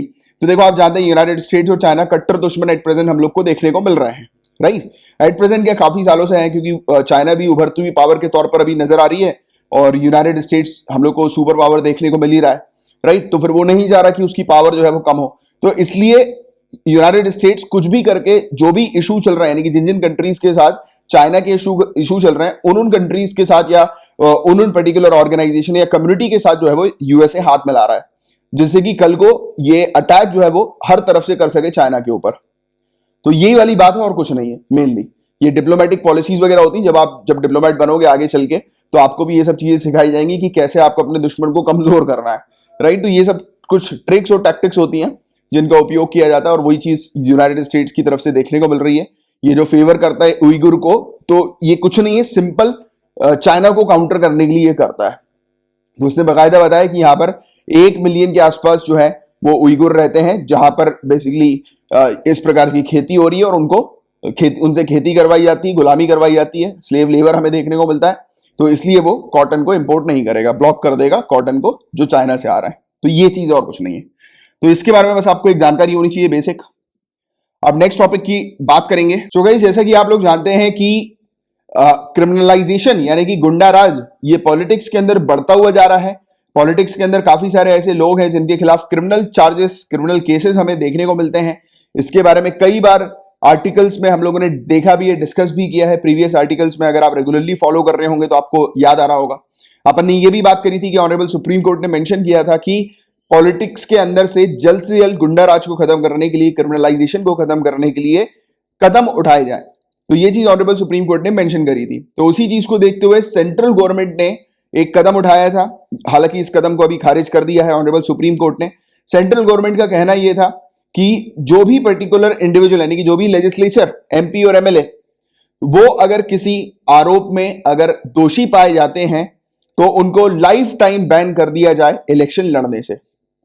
तो ये चीज मेंशन करी थी सेंट्रल गवर्नमेंट ने, ऑनरेबल सुप्रीम कोर्ट को कहा था कि इस प्रकार का जो है वो डिसीजन लेना चाहिए हमें अब, और हम इस पर काम कर रहे हैं कि कोई भी अगर एमपी एमएलए अगर उनके खिलाफ कोई भी केस है और क्रिमिनल केस जो कि उनको अपनी पद से डिस्क्वालीफाई करने के लिए हम लोग को देखने को मिलता है, तो ऐसे जो केसेस होते हैं तो और वो उन केसेस में अगर दोषी सिद्ध हो जाते हैं, गिल्टी डिक्लेयर कर दिया जाता है उनको अगर, तो उनको लाइफ टाइम के लिए इलेक्शन लड़ने से बैन कर दिया जाए। इस चीज को ऑनरेबल सुप्रीम कोर्ट ने खारिज कर दिया है, राइट। और union ministry of law and justice का मानना है कि जो इलेक्टेड रिप्रेजेंटेटिव जो होते हैं लोगों के, उनको पब्लिक सर्वेंट की तरह जो है वो इक्वेट नहीं करना चाहिए, क्योंकि पब्लिक सर्वेंट को लाइफ टाइम के लिए बैन कर दिया जाता है। एग्जाम्पल के तौर पर अगर मैं आपको समझाऊं तो एक जो पब्लिक सर्वेंट होते हैं उनके खिलाफ अगर कोई आईपीसी से रिलेटेड अगर कोई ऑफेंस चल रहा हो, आईपीसी की धारा के तहत कोई कार्रवाई चल रही हो, या मनी लॉन्ड्रिंग की कार्रवाई चल रही हो, या फॉरेन एक्सचेंज का उल्लंघन अगर उन्होंने किया हो, या उआपा या चेक से रिलेटेड कार्रवाई चल रही हो, चेक केस से रिलेटेड,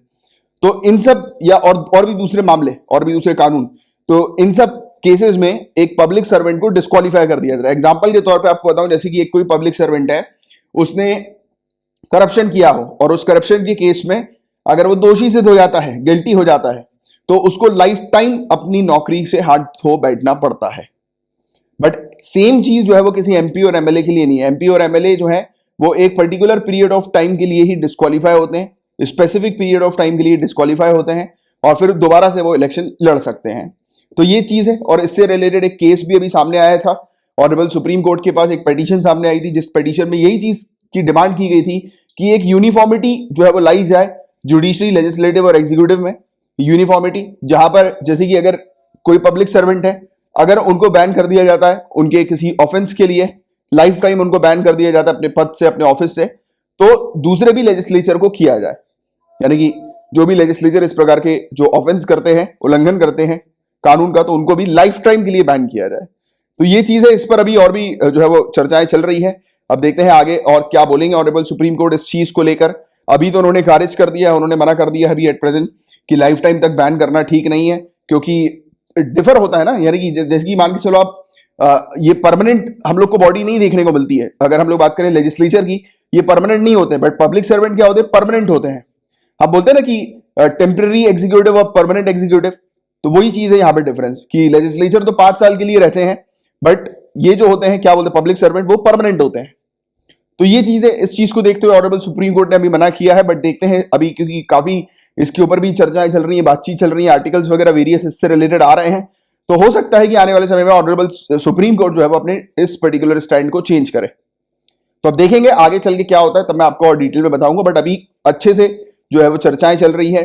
अब डिसीजन आएगा बहुत ही जल्दी कि क्रिमिनलाइजेशन को कैसे रोका जाए प्रॉपर तरीके से पॉलिटिक्स के अंदर से। और आज का मेंस का क्वेश्चन आपका यही है, क्योंकि क्रिमिनलाइजेशन से रिलेटेड बहुत सारे ऐसे टॉपिक्स जो है वो लगातार न्यूज में देखने को मिल रहा है। तो नीचे कमेंट बॉक्स पर आप मत लिखिएगा, आप पेन और पेपर उठाइए, उस पर मेंस का एक क्वेश्चन लिखिए कि पॉलिटिक्स से किस प्रकार से अपन क्रिमिनलाइजेशन को रोक सकते हैं, यानी कि क्या मेजर्स लिए जाए जिसके चलते क्रिमिनलाइजेशन जो है वो रोका जा सके पॉलिटिक्स के अंदर से।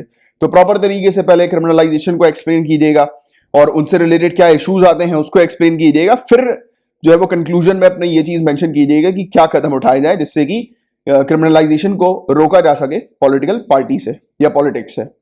तो ये आप आंसर लिखेंगे 200 वर्ड्स, 150 से 200 वर्ड के बीच में आप आंसर लिखिएगा। पेन और पेपर उठाइए, पेपर पे आंसर लिखिएगा और उसके बाद उस पेपर की फोटो खींच के अपना जो टेलीग्राम का जो ग्रुप है, जिसकी लिंक आपको नीचे डिस्क्रिप्शन पर मिल जाएगी, उस ग्रुप को ज्वाइन करिए और उस वहां पर आप पोस्ट कीजिएगा। और आप जब आप पोस्ट करेंगे तो आप जो दूसरे स्टूडेंट्स हैं, दूसरे जो लोग सिविल सर्विसेज की तैयारी कर रहे हैं, वो आपके आंसर पर कमेंट करेंगे कि आपकी क्या गलती है। आप दूसरों के आंसर पर कमेंट करिए, दूसरों के आंसर को पढ़िए, उनमें अगर कुछ अच्छे पॉइंट्स मिलते हैं तो उन पॉइंट्स को अपने पास नोट्स बना के चलिए। तो ऐसी प्रैक्टिस करना बहुत जरूरी होता है प्रिपरेशन के दौरान, ठीक है। तो ये क्रिमिनलाइजेशन का टॉपिक है, काफी ज्यादा इंपॉर्टेंट था और ये इसके बारे में आपको एक अच्छे से पूरे पॉइंट जो है वो कवर करते हुए आप चलो, जिससे कि मेंस में आप मेंशन कर सको, क्योंकि ये एक ऐसा टॉपिक है जिससे रिलेटेड अगर बाय चांस क्वेश्चन ना भी आए और अगर गवर्नेंस वगैरह से रिलेटेड क्वेश्चन आता है तो भी आप इन सब कुछ पॉइंट्स को अपने मेंशन कर सकते हो, अच्छे अच्छे पॉइंट्स को। चलो आगे की बात करेंगे। गाइस आपसे क्वेश्चन पूछा जा सकता है कि international day of person with disabilities कब ऑब्जर्व किया जाता है? तो 3 दिसंबर को हर साल ऑब्जर्व किया जाता है, याद रखिएगा। यूनाइटेड नेशन के द्वारा यह दिवस को मार्क किया गया था। इस दिन प्रमोट किया जाता है कि जो डिफरेंटली एबल्ड जो पर्सन है, जो दिव्यांगजन पर्सन है, उनके लिए और भी ज्यादा इंक्लूसिव और एक्सेसिबल वर्ल्ड को बनाना है, और भी ज्यादा समावेशी और सुलभ विश्व को बनाना है, और इसी चीज को प्रमोट किया जाता है इस दिन पे 3 दिसंबर पे। और साथ ही साथ जो पर्सन विद डिसेबिलिटीज जो है, जो दिव्यांगजन जो पर्सन है, उनके अधिकार के बारे में जागरूकता फैलाई जाती है, अवेयरनेस क्रिएट की जाती है। तो ये चीज है जिसके बारे में एक आपको आइडिया होना चाहिए, बट थोड़ी सी डिटेल में बात करेंगे। जैसे कि इंडिया के अंदर हमें कितनी जो है वो आबादी देखने को मिलती है डिसेबल पर्संस की, तो हमारी जो इंडिया की जो टोटल जो पॉपुलेशन है, जो कुल आबादी है, उसका लगभग 2.2% जो है वो पर्सन विद डिसेबिलिटी में आता है। तो ये चीज आपको याद रखनी है। और ये नेशनल स्टैटिस्टिकल ऑफिस की रिपोर्ट के थ्रू ये पता लगा है, जो कि पिछले साल रिलीज हुई थी। और एक और चीज याद रखना कि अगर क्वेश्चन बाय चांस आ जाए कि हमारी कंट्री के अंदर कितनी डिसेबिलिटीज को आइडेंटिफाई किया जाता है, तो at present rights of people with disabilities जो कि 2016 में इंट्रोड्यूस हुआ था, उस समय 21 डिसेबिलिटी को आइडेंटिफाई किया। उससे पहले 2011 सेंसस तक टोटल कितनी डिसेबिलिटीज हुआ करती थी? 7 प्रकार की।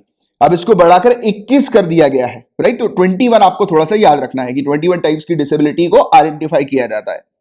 आगे की बात करें कि 2019 की एक रिपोर्ट सामने आई थी, जिसके तहत यह भी आइडेंटिफाई किया जा रहा है कि टेम्पररी डिसेबिलिटी में भी, यानी कि जिन लोगों को टेम्पररी डिसेबिलिटी होती है, एग्जांपल के तौर पर अगर मैं आपको समझाने की कोशिश करूं, जैसे कुछ न्यूरोलॉजिकल जब डिसऑर्डर्स होते हैं, एग्जांपल के तौर पर जैसे अपन अक्सर सुनते हैं लकवा मार गया, राइट, किसी को, तो वो वाली जो चीज जो होती है ना, वो वाली जो कंडीशन होती है, क्योंकि लकवा जो होता है वो टेम्पररी भी होता है, आप जानते हैं कि कुछ समय के बाद ठीक भी हो जाता है वो। तो ऐसी जो टेम्पररी डिसेबिलिटी होती है, अब उसको भी शामिल कर लिया गया है डिसेबिलिटी की डेफिनेशन के अंदर। इसका मतलब क्या है कि जो लोग टेम्पररी तौर पर भी अगर डिसेबल्ड होते हैं, तो उनको भी जो डिसेबिलिटी, जो भी इंडिविजुअल को जो डिसेबिलिटीज होती हैं उसमें उनको जो बेनिफिट्स मिलते हैं, राइट, जो रिलीफ प्रोवाइड किया जाता है सरकार की तरफ से, तो वो टेम्पररी डिसेबल्ड पर्संस को भी प्रोवाइड किया जाए, राइट। क्योंकि देखो हमेशा डिसेबिलिटी को गिना जाता है परमानेंट डिसेबिलिटी के तौर पर, कि कोई इंसान देख नहीं सकते, सुन नहीं सकते, तो वो परमानेंट हो जाता है, केस हम लोग को देखने को मिलता है। बट अब यहां पर टेम्पररी डिसेबिलिटी भी शामिल है। याद रखना, स्टेटमेंट वाइज प्रीलिम्स में पूछ लिया जा सकता है कि टेम्पररी डिसेबिलिटी जिन लोग को होती है, या फिर जिन लोग को कोई न्यूरोलॉजिकल डिसऑर्डर है और वो डिसेबल्ड हो गए, उनकी बॉडी के पार्ट्स वगैरह फंक्शन करना अगर बंद कर गए, तो क्या उनको ये राइट टू डिसेबिलिटी के तहत जो है वो रिलीफ मिलेंगे, कुछ पर्टिकुलर सुविधाएं मिलेंगी? तो हाँ, डेफिनेटली मिलेंगी, क्योंकि टेम्पररी डिसेबिलिटी का प्रोविजन भी अब इसमें शामिल कर लिया गया है। याद रखिएगा, बहुत इंपॉर्टेंट है। आगे की बात करें, जो रिवाइज डेफिनेशन, जो नई डेफिनेशन है, उसमें एसिड अटैक विक्टिम्स को भी शामिल किया गया है। तो याद रखना, राइट टू डिसेबिलिटी है, उसमें एसिड अटैक विक्टिम्स भी शामिल हैं कि उनको भी प्रॉपर रिलीफ प्रोवाइड किया जाए, प्रॉपर जो रिलीफ मेजर्स वगैरह जो होते हैं, जैसे कि रिजर्वेशन हो गया यूनिवर्सिटी के अंदर, इवन ट्रेन टिकट्स के जो कंसेशन वगैरह होते हैं वो भी इसमें शामिल होते हैं। तो ये पूरी चीज जो है वो इनको भी मिलेगी, राइट, जो कि एसिड अटैक विक्टिम है। तो ये वाली चीज भी आपको पता होनी चाहिए। इसके अलावा इंडिया के अंदर ज्यादातर जो डिसेबल्ड जो लोग हैं उनमें मेन ज्यादा है, राइट, पुरुष ज्यादा है एज कंपेयर टू महिलाएं, वुमेन। ये चीज याद रखिएगा। और गांव क्षेत्र में ज्यादा डिसेबल्ड पर्सन हम लोग को नजर आते हैं एज कंपेयर टू शहरी अर्बन एरियाज, राइट। तो ये चीज आपको याद रखनी है। इसके अलावा जो मोस्ट कॉमन डिसेबिलिटी इंडिया के अंदर है वो क्या है? तो वो है इनएबिलिटी टू मूव, यानी कि जो लोग लोकोमोटर डिसेबिलिटी से जूझते हैं, यानी कि जो मूव नहीं कर पाते, चल नहीं, मतलब बिना किसी असिस्टिव डिवाइस के चल फिर नहीं पाते हैं, तो ऐसी जो कंडीशन है डिसेबिलिटी की, वो सबसे ज्यादा इंडिया के अंदर कॉमन तौर पर हम लोग को नजर आती है, देखने को मिलती है। आगे की बात करेंगे तो यहां पर इंडिया के अंदर जो डिसेबल पर्सन है उनको क्या क्या बेनिफिट मिलते हैं। जैसे मैंने आपको बताया कि रिजर्वेशन वगैरह मिल जाता है एजुकेशनल इंस्टीट्यूट्स में, और रेलवे टिकट्स में भी इवन कंसेशन मिल जाता है। और भी काफी सारी चीजें हैं जो प्रोवाइड की जाती है, जैसे वेरियस स्कीम्स वगैरह हो गई, उसका भी लाभ मिलता है सरकार की, स्पेसिफिकली डिसेबल्ड के लिए जो टारगेटेड स्कीम्स जो होती हैं, राइट। तो ये सब चीजें। इसके अलावा इनको ये सब राइट्स को क्लेम करने के लिए एक सर्टिफिकेट की आवश्यकता होती है, और डिसेबिलिटी के प्रूफ की आवश्यकता होती है कि इन सर्टिफिकेट की मदद से ही वो ये सब बेनिफिट्स को क्लेम कर सकते हैं, राइट। और मैक्रो लेवल की बात करें तो डेटा जो है गाइस, और जो टाइप्स हैं डिसेबिलिटी की, वो किस चीज के लिए यूजफुल होती हैं, यानी कि उन डेटा से क्या चीजों के बारे में पता लगता है। तो देखो, अगर हमारी सरकार को पता लगेगा, जैसे कि कल को आप आईएएस आईपीएस बनते हो, जैसे कल को आपको कुछ पॉलिसी वगैरह बनानी है डिसेबल पर्सन के लिए, तो आप कैसे बनाओगे? आप चेक करोगे पहले कि इंडिया के अंदर कितने डिसेबल्ड हैं और ज्यादा डिसेबिलिटी जो है वो किस प्रकार की है, किस क्षेत्र पर, किस एरिया पर कितने डिसेबल पर्सन रह रहे हैं। तो उसके अकॉर्डिंग आप टारगेटेड एरिया पर ही अपनी स्कीम्स वगैरह रिलीज करोगे, लॉन्च करोगे, जिससे कि आपकी स्कीम का बेनिफिट ज्यादा से ज्यादा लोगों को मिल सके। और इस प्रकार की स्कीम बनाओगे जिससे कि बेनिफिट जो है वो ज्यादा मिल सके, राइट, टारगेटेड तरीके से। तो इसलिए डेटा की आवश्यकता होती है सरकार को। आगे की बात करें कि कॉन्स्टिट्यूशनल फ्रेमवर्क जो है वो डिसेबल पर्सन के लिए इंडिया में क्या है, तो DPSP, directive principle of state policy का आर्टिकल 41, ये चीज याद रखिएगा। ये इसके अंदर ये चीज मेंशन है कि सरकार को, स्टेट को जो है वो इस प्रकार के इफेक्टिव प्रोविजन लाने चाहिए जिसके तहत जो पर्सन विद डिसेबिलिटीज जो हम लोग को नजर आते हैं, या फिर ओल्ड एज के जो लोग होते हैं, या सिक होते हैं, राइट, या अनएम्प्लॉयड पर्सन जो होते हैं, तो इनको जो है वो काम मिल सके, राइट, एजुकेशन इनको मिल सके, पब्लिक असिस्टेंस इनको प्रोवाइड किया जा सके। तो इन सब चीजों के लिए सरकार जो है वो कुछ कदम उठाए। तो ऐसा आर्टिकल 41 के अंदर मेंशन्ड है कि स्टेट की रिस्पॉन्सिबिलिटी की state unemployed person, old age person, disabled person, इनका ख्याल रखे, राइट। तो ये वाली चीज हमें देखने को मिलती है। और ये ख्याल रखने का मतलब लिमिट में, इकोनॉमिक कैपेसिटी और डेवलपमेंट की लिमिट में, यानी कि अनलिमिटेड तरीके से ख्याल नहीं रखना, यानी कि पूरी चीजों को देखते हुए, एनालाइज करते हुए आप जो है वो वेलफेयर स्कीम वगैरह लॉन्च करो, उनको देखभाल करो, बट देखभाल करना जरूरी है। तो ये सरकार की रिस्पॉन्सिबिलिटी एक प्रकार की हमें नजर आती है, राइट। अच्छा, मुझे आप बताइए कि क्या डीपीएसपी अकाउंटेबल होती है कि नहीं होती, यानी कि अगर सरकार डीपीएसपी को फॉलो नहीं कर रही है, डीपीएसपी के अंदर जो मेंशन जो आर्टिकल्स हैं उनको प्रॉपर तरीके से फॉलो नहीं कर रही है, तो क्या आप सुप्रीम कोर्ट में जाकर जो है वो सरकार के खिलाफ केस दायर कर सकते हो क्या डीपीएसपी के उल्लंघन के लिए? नीचे कमेंट बॉक्स पर लिखकर बताइए। आगे की बात करेंगे तो ये जो सब्जेक्ट है relief of the disabled and unemployable, तो ये स्टेट लिस्ट के अंदर आता है। याद रखिएगा कि मतलब स्टेट लिस्ट जो हमें देखने को मिलती है 7 शेड्यूल के अंदर, एक होती है यूनियन लिस्ट, एक होती है स्टेट लिस्ट, एक होती है कॉन्करेंट लिस्ट, राइट। तो स्टेट लिस्ट के सब्जेक्ट के अंदर ये वाली चीज आती है रिलीफ, यानी कि डिसेबल पर्सन को अगर रिलीफ प्रोवाइड करानी है, उनके लिए कुछ वेलफेयर स्कीम वगैरह लेकर आनी है, तो वो राज्य का कार्य होगा, राज्य करेगी, राइट। बट हाँ, सेंटर भी करती है, वेरियस स्कीम्स वगैरह लेकर आती है, बट मेनली ये जो सब्जेक्ट है इस पर रूल्स रेगुलेशंस बनाने का वो स्टेट का होता है, राइट। तो ये स्टेट लिस्ट के अंदर आता है relief of disabled and unemployable, right. तो ये वाली चीज है जिसके बारे में बस आपको एक जनरल जानकारी, एक आइडिया होना चाहिए। सो गाइस, जैसे कि आप काफी समय से अगर फॉलो कर रहे हैं इस चैनल को मुझे, तो आपको पता होगा इसकी अपन ने पोस्टल बैलेट के बारे में भी डिटेल में डिस्कशन किया है। बट अभी एक ओवरव्यू मैं आपको दूंगा पोस्टल बैलेट का, क्योंकि अभी ये जो टॉपिक सामने आ रहा है वो पोस्टल बैलेट से ही रिलेटेड है। तो देखिए, इमेजिन करो कि आप जो है वो आपने यूपीएससी क्रैक कर लिया है और आप अपनी डिजायर्ड पोजीशन पर हो, पोस्ट पे हो, जिसमें कि देखो काफी सारे स्टूडेंट्स का सपना होता है कि वो इंडियन फॉरेन सर्विसेज को ज्वाइन करें, राइट। और डेफिनेटली मेहनत कर रहे हो तो करोगे ही करोगे, क्यों नहीं करोगे। मैं इसलिए बोलता नहीं हूं कभी कि मान लेते हैं कि आप ज्वाइन कर ले, तो मान लेते नहीं है, आप करोगे ही, मुझे पूरा विश्वास है, क्योंकि आप मेहनत कर रहे हो। और याद रखना एक चीज का, इसकी जो भी मेहनत करता है उसको सफलता डेफिनेटली मिलती है। कुछ लोग को जल्दी मिल जाती है, कुछ लोग को लेट मिलती है, सिर्फ इतना ही फर्क होता है, बट मिलती जरूर है। तो इसलिए अपनी तैयारी में कमी मत करो, लगातार तैयारी करते रहो। तो आपका सिविल सर्विसेज का एग्जाम क्रैक हो गया, आपने जो है वो इंडियन फॉरेन सर्विसेज ऑप्ट किया था और आपको इंडियन फॉरेन सर्विसेज के तहत पोस्टिंग मिल गई। और आप जानते हैं इंडियन फॉरेन सर्विसेज में दूसरी कंट्री में पोस्टिंग मिलती है, आप दूसरी कंट्री में रहकर अपनी कंट्री को सर्व करते हो, इंडिया को सर्व करते हो, है ना, इंडिया के लिए काम करते हो दूसरी कंट्री में रहकर। तो आप जो है वो दूसरी कंट्री में तैनात हो।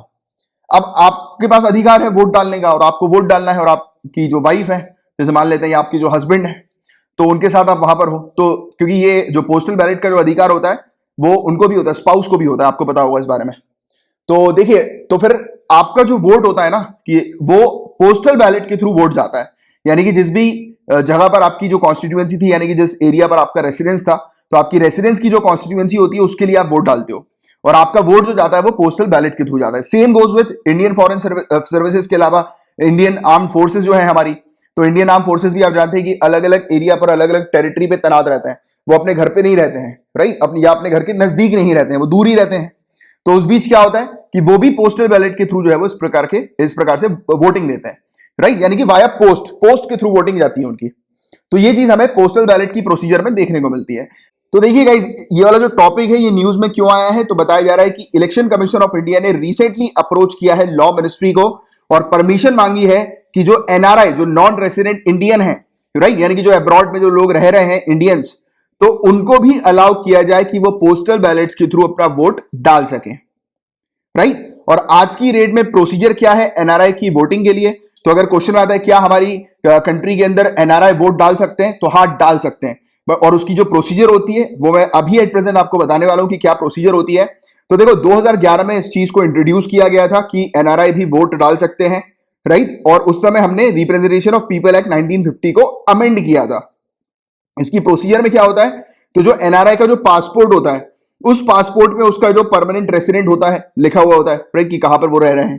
तो वो सिर्फ अपने परमानेंट रेसिडेंट्स की जो कॉन्स्टिट्यूएंसी है वहीं पर ही वोट डाल सकते हैं, first point. Second point, vote डालने के लिए उनको इंडिया में आना पड़ेगा, राइट, और पोलिंग बूथ जाना पड़ेगा। और पोलिंग बूथ में जाकर उनको जो वहां पर मौजूदा जो ऑफिशियल होते हैं उनको जो आइडेंटिटी चेक करते हैं, वोटर आईडी जो लोग चेक नहीं करते, तो वहां पर जाकर वोटर आईडी की जगह उनको अपना पासपोर्ट दिखाना होगा, राइट, अपना ओरिजिनल पासपोर्ट, जिसके चलते उनकी जो आइडेंटिटी जो है वो स्टैब्लिश की जा सके ऑफिशियल के द्वारा, और उसके बाद फिर वो वोट डाल सकते हैं। तो याद रखिएगा, ये जो एनआरआई के पास भी अधिकार होता है वोट डालने का, बट सिर्फ वो वोट डाल सकते हैं इन पर्सन, वहां पर आकर। पोस्टल बैलेट के थ्रू अभी वो वोट नहीं डाल सकते। बट अगर मान लेते हैं कि इलेक्शन कमीशन ऑफ इंडिया की ये जो परमिशन जो है वो अप्रूव हो जाती है और एनआरआई भी अगर वोट डालने के लिए उनको अलाउ कर दिया जाता है कि वो पोस्टल बैलेट के थ्रू वोट डाल सकते हैं, तो क्या प्रोसीजर होगी? तो देखो, ये जो प्रपोजल रखा है इलेक्शन कमीशन ने वो इस प्रकार से रखा है कि कोई भी एनआरआई अगर वो इंटरेस्टेड है वोटिंग के लिए, तो उसको क्या करना होगा कि जब जैसे ही नोटिफिकेशन आ जाता है इलेक्शन का कि इस दिन इलेक्शन कंडक्ट होना है, तो उस नोटिफिकेशन से 5 दिन के अंदर ही अंदर जो भी इंटरेस्टेड पर्सन है जिसको इंडिया में वोट डालना है, वो पर्सन कांटेक्ट करेंगे रिटर्निंग ऑफिसर को, इन्फॉर्म करेंगे कि वो वोट डालना चाहते हैं। फिर क्या होगा, रिटर्निंग ऑफिसर जो है वो उनकी पूरी डिटेल इंफॉर्मेशन लेंगे। इंफॉर्मेशन लेने के बाद रिटर्निंग ऑफिसर उनको बैलेट पेपर भेजेंगे, डिजिटली, इलेक्ट्रॉनिकली बैलेट पेपर उनके पास जाएगा, राइट। अब ये जो एनआरआई जो वोटर होंगे, जो इंटरेस्टेड है, वो डाउनलोड करेंगे बैलेट पेपर को, और फिर उसमें जिसको भी उनको वोट डालना है, तो यानी कि अपनी चुनिंदा कैंडिडेट पार्टी, तो उसको वो वोट मार्क कर देंगे, क्योंकि बैलेट पेपर में पूरी चीज जो है वो लिखी होती है, यानी कि पूरी लिस्ट रहती है कैंडिडेट्स वगैरह की कि उस कॉन्स्टिट्यूएंसी की, जिस कॉन्स्टिट्यूएंसी में वो रह रहा है। तो वो क्या करेंगे, वोट डाल देंगे अपना, राइट, मार्क कर देंगे बैलेट पेपर पर। बैलेट पेपर पर मार्क करने के बाद उनको क्या करना होगा कि इस बैलेट पेपर को वापस रिटर्निंग ऑफिसर को भेजना होगा, बट उससे पहले उस बैलेट पेपर को उन्हें अटेस्ट करना होगा। किससे अटेस्ट करना होगा? आप लोगों से। जब आप आगे चल के जब ऑप्ट कर लोगे इंडियन फॉरेन सर्विसेज, और जब आप मतलब दूसरी किसी कंट्री में इंडिया को सर्व कर रहे होगे, और उस कंट्री का जो रेसिडेंट है एनआरआई, वो आपके पास आएगा आपके सील और सिग्नेचर लेने, राइट। तो डिप्लोमेटिक या फिर कंसुलर रिप्रेजेंटेटिव के जो अटेस्टमेंट की आवश्यकता होती है, यानी कि अटेस्ट करना होता है, कॉपी अटेस्ट नहीं करते बोलते अपन, तो आपके आगे चल के आपके सील और सिग्नेचर लगेंगे ऐसे पेपर्स में, राइट, ऐसे बैलेट पेपर्स में। और उसके बाद फिर वो पेपर रिटर्निंग ऑफिसर के पास चला जाएगा, और इस प्रकार से उनका वोट जो है वो कास्ट हो जाएगा, राइट। बट अभी ये चीज नहीं है एट प्रेजेंट कि एनआरआई के लिए, बट आगे चल के जो है वो शायद हो सकती है। अभी परमिशन लिया, अप्रूव करेंगे तब अपन और डिटेल में इसके बारे में डिस्कस करेंगे। अभी के लिए सिर्फ इतनी सी चीज जानो। इसके अलावा हमारे जो एनआरआई है वो कितने हैं total all over the world, यानी कि इंडियन डायस्पोरा कितनी है, इंडियन डायस्पोरा पॉपुलेशन जो हमारे प्रवासी जनसंख्या है 16 मिलियन। 1 मिलियन होता है 10 लाख, 16 मिलियन यानी कि 1 करोड़ 60 लाख। 1 करोड़ 60 लाख जो है वो हमारी पॉपुलेशन है, और ये यूनाइटेड नेशन की 2015 की रिपोर्ट के थ्रू पता लगा है, राइट। डायस्पोरा पॉपुलेशन इंडिया की जो बाहर रह रहे हैं 1 करोड़ 60 लाख लोग, राइट। तो ये चीज हमें यहां पर देखने को मिल रही है। और इसके अलावा एक और चीज भी हुई थी, प्रॉक्सी वोटिंग करके। प्रॉक्सी वोटिंग का मतलब क्या होता है, ये हालांकि अभी नहीं है, एट प्रेजेंट जो चीज हम लोग को देखने को मिल रही है वो यही है कि एनआरआई जो है वो यहां पर आकर वोट डाल सकते हैं। बट अभी बीच में एक और चीज चली थी 2017 में, एक बिल वगैरह भी लाया गया था प्रॉक्सी के लिए। प्रॉक्सी का मतलब समझते हो ना, जैसे आपने सुना भी होगा कि आपके जब आप कॉलेज वगैरह में होगे, किसी दिन आपको बंक मारना होगा कॉलेज से, आप अपने दोस्त से नहीं बोलते तो यार मेरी प्रॉक्सी अटेंडेंस लगा देना यार, मतलब आपका दोस्त आपके बिहाफ में एक अटेंडेंस लगा देता है, राइट, जाकर वहां पर। तो ऐसी चीज होती है, वो आप प्रॉक्सी के बारे में आप जानते ही होंगे। तो इस प्रकार की चीज को प्रॉक्सी बोला जाता है। तो जो भी एनआरआई हैं उनके लिए ये प्रोसीजर थी कि वो अपने रिलेटिव को जो है वो बोल सकते थे कि उन एनआरआई के बिहाफ में उनके रिलेटिव यहां पर जाकर वोट डाल सकें इंडिया में, उनकी कॉन्स्टिट्यूएंसी में। बट ये चीज पास नहीं हुई। ये एक्चुअली बिल जो था वो राज्यसभा में अप्रूव नहीं हुआ था, हालांकि लोकसभा में अप्रूव हो गया था, पास हो गया था, बट फिर बाद में आकर ये लैप्स हो गया, राइट। तो ये चीज थी, इसमें अमेंड किया जा रहा था रिप्रेजेंटेशन ऑफ पीपल एक्ट को, बट ये हो नहीं पाया। तो आप याद ये वाली चीज भी रखिएगा कि एक प्रॉक्सी का प्रोसीजर भी लाया गया था बीच में, बट वो भी सक्सेसफुल नहीं हो पाया, राइट। वो वाला बिल भी लैप्स हो गया। अभी जो चीज चल रही है वो यही है कि जो परमिशन की पोस्टल बैलेट की जो इलेक्शन कमीशन ऑफ इंडिया ने मांगी है लॉ मिनिस्ट्री से। तो ये था पूरा ओवरऑल टॉपिक। होपफुली आपको पूरी चीज अच्छे से क्रिस्टल क्लियर हो गई होगी।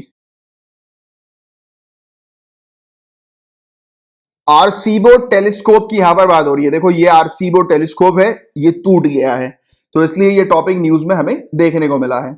तो ये आर्सीबो टेलीस्कोप कहां पर है? तो ये है प्यूर्टो रिको में। अब देखो प्यूर्टो रिको से रिलेटेड गाइस बहुत ज्यादा हम लोग को न्यूज में देखने को मिल रहा है, ये वाला particular location Puerto Rico, right. तो याद रखिएगा ये हमें यहां पर देखने को मिलती है, कैरेबियन सी के पास ये टेरिटरी है प्यूर्टो रिको की, याद रखिएगा, बहुत इंपॉर्टेंट है। यूनाइटेड स्टेट्स की टेरिटरी है, कुछ समय पहले इसके बारे में भी अपन ने बात करी थी, चर्चा करी थी, डिस्कस किया था।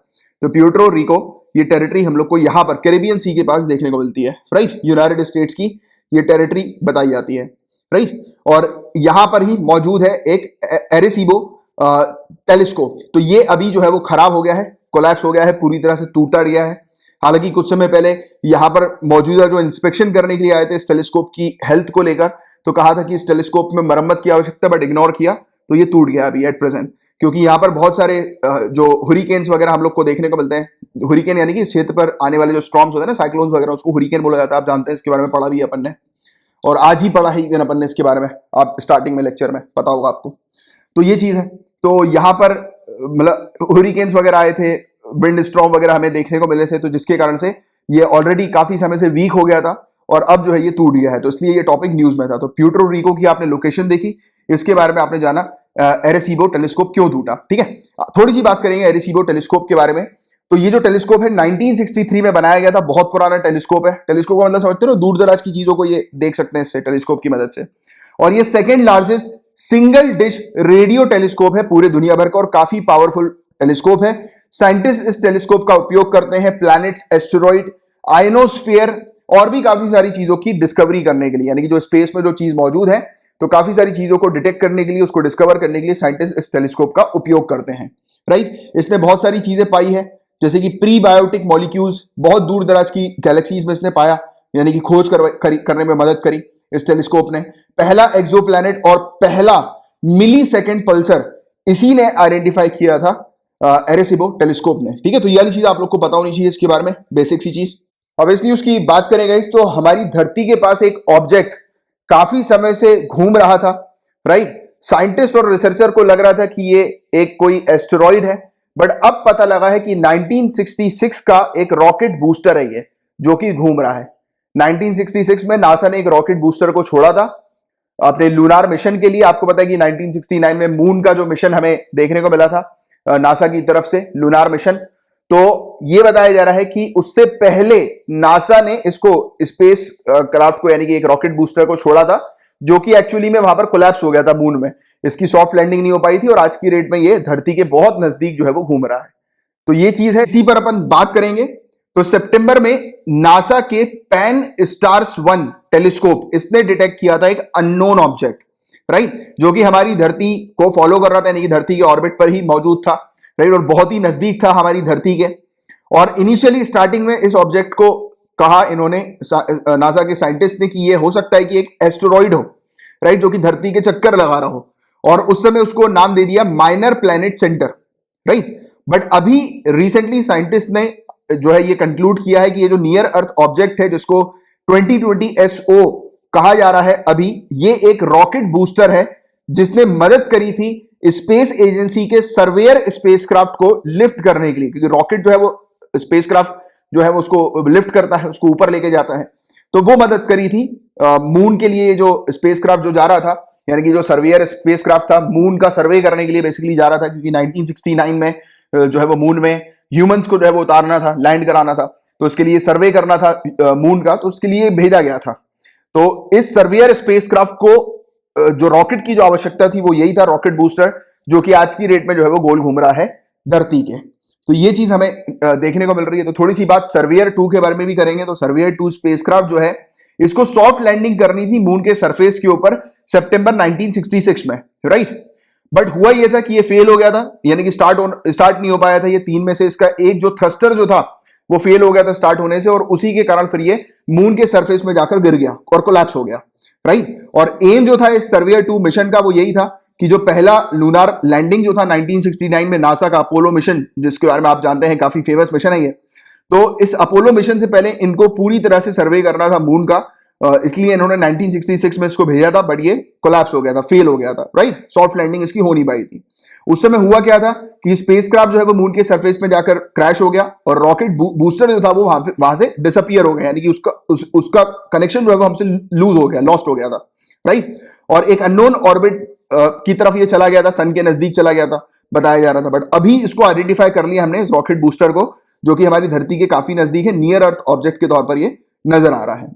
और पेन्स स्टार्स 1 टेलीस्कोप की अपन बात करें तो ये panoramic survey telescope and rapid response system, pan stars इसको कहा जाता है। ये एक सिस्टम है जो कि वाइड फील्ड एस्ट्रोनॉमिकल इमेजिंग के लिए है, यानी कि जो ऊपर स्पेस में एक बहुत बड़े एरिया को जो है ये कैप्चर कर सकता है। इसको डेवलप और ऑपरेट किया गया है इंस्टीट्यूट ऑफ एस्ट्रोनॉमी, और ये यूनिवर्सिटी ऑफ हवाई में जो है वो किया गया है। और बात करें पैन स्टार्स 1 की, PS1 की, तो ये पहला पार्ट हम लोग को पैन स्टार्स का देखने को मिला है जो कि कंप्लीट होने वाला है। और PS1 के सर्वे में 1.8 मीटर टेलीस्कोप का उपयोग किया जा रहा है और 1.4 गीगा पिक्सल कैमरा का उपयोग किया जा रहा है स्काई की इमेज निकालने के लिए। तो ये था पूरा ओवरऑल टॉपिक, जिसका एक बार आपको जनरल आइडिया होना चाहिए, एक जानकारी होनी चाहिए रॉकेट बूस्टर की। एक बहुत ही ज्यादा इंपॉर्टेंट टॉपिक की बात करेंगे अपन, यहां पर इकोनॉमी के कौन से शेप्स होते हैं उसको डिटेल में देखेंगे, डिस्कस करेंगे। बट बिफोर दैट मैं आपको बता दूं कि मिनिस्ट्री ऑफ फाइनेंस ने रिसेंटली कहा है कि इंडिया की इकोनॉमी जो है, हमारी जो अर्थव्यवस्था जो है वो वी शेप ले रही है, वी शेप के थ्रू रिकवर कर रही है। अब ये वी शेप क्या है, जेड शेप क्या है, जे शेप क्या है, इसमें काफी सारे शेप्स होते हैं, एल शेप होता है, तो वो पूरी चीज अपन देखेंगे, जानेंगे और समझेंगे कि हर एक शेप का मतलब क्या होता है। तो मतलब सिर्फ ये इसी के अल्फाबेट के ऊपर ही है, पूरा खेल अल्फाबेट का ही है, इसी से समझाऊंगा और बहुत इजी तरीके से समझ में आएगा और हमेशा के लिए याद रहेगा। तो अभी हमारी याद रखना, हमारी इकोनॉमी वी शेप ले चुकी है बताया जा रहा है, और वी शेप जो है वो एक अच्छी रिकवरी कहलाई जाती है, और कहा जा रहा है कि ये जो वी शेप जो हमारी इकोनॉमी ने लिया है ये हुआ है अनलॉक की प्रोसेस के कारण, कि अनलॉक हुआ तो वापस से पूरे बिजनेस एक्टिविटी वगैरह सब कुछ जो है वो शुरू हो गया है। और दूसरी बात, सरकार ने भी बहुत पैसा लगाया है, इकोनॉमिक स्टिमुलस पैकेज, आत्मनिर्भर भारत में अपन ने देखा, राइट। तो सरकार ने भी काफ़ी कदम उठाए इकोनॉमी को रिकवर करने के लिए। तो अब कहा जा रहा है कि एक पॉजिटिव साइन है कि आने वाले समय में हम जो है वो वापस से पूरी तरह से रिकवर कर लें, और हमारी इकोनॉमी अभी वी शेप में आ चुकी है। तो ये चीज़ यहाँ पर बताया जा रहा है। तो अपन यही बात करेंगे कि अलग अलग शेप जो है वो इकोनॉमिक रिकवरी के क्या क्या होते हैं। शुरुआत करते हैं जेड शेप से। जेड कैसा आपको दिखाई दे रहा है? जेड ऊपर वाली डंडी ऐसी आती है जेड की, ये यहाँ पे कर्सर पे ध्यान दो, जेड की ऊपर वाली डंडी गई, नीचे गया, फिर ऐसे सीधे आया। तो काफी ऑप्टिमिस्टिक सिनेरियो इसका हमें देखने को मिलता है। इसमें इकोनॉमी जो है वो क्विकली राइज करती है। अब आपको जेड को कुछ नहीं करना है, जेड को तिरछा कर देना है।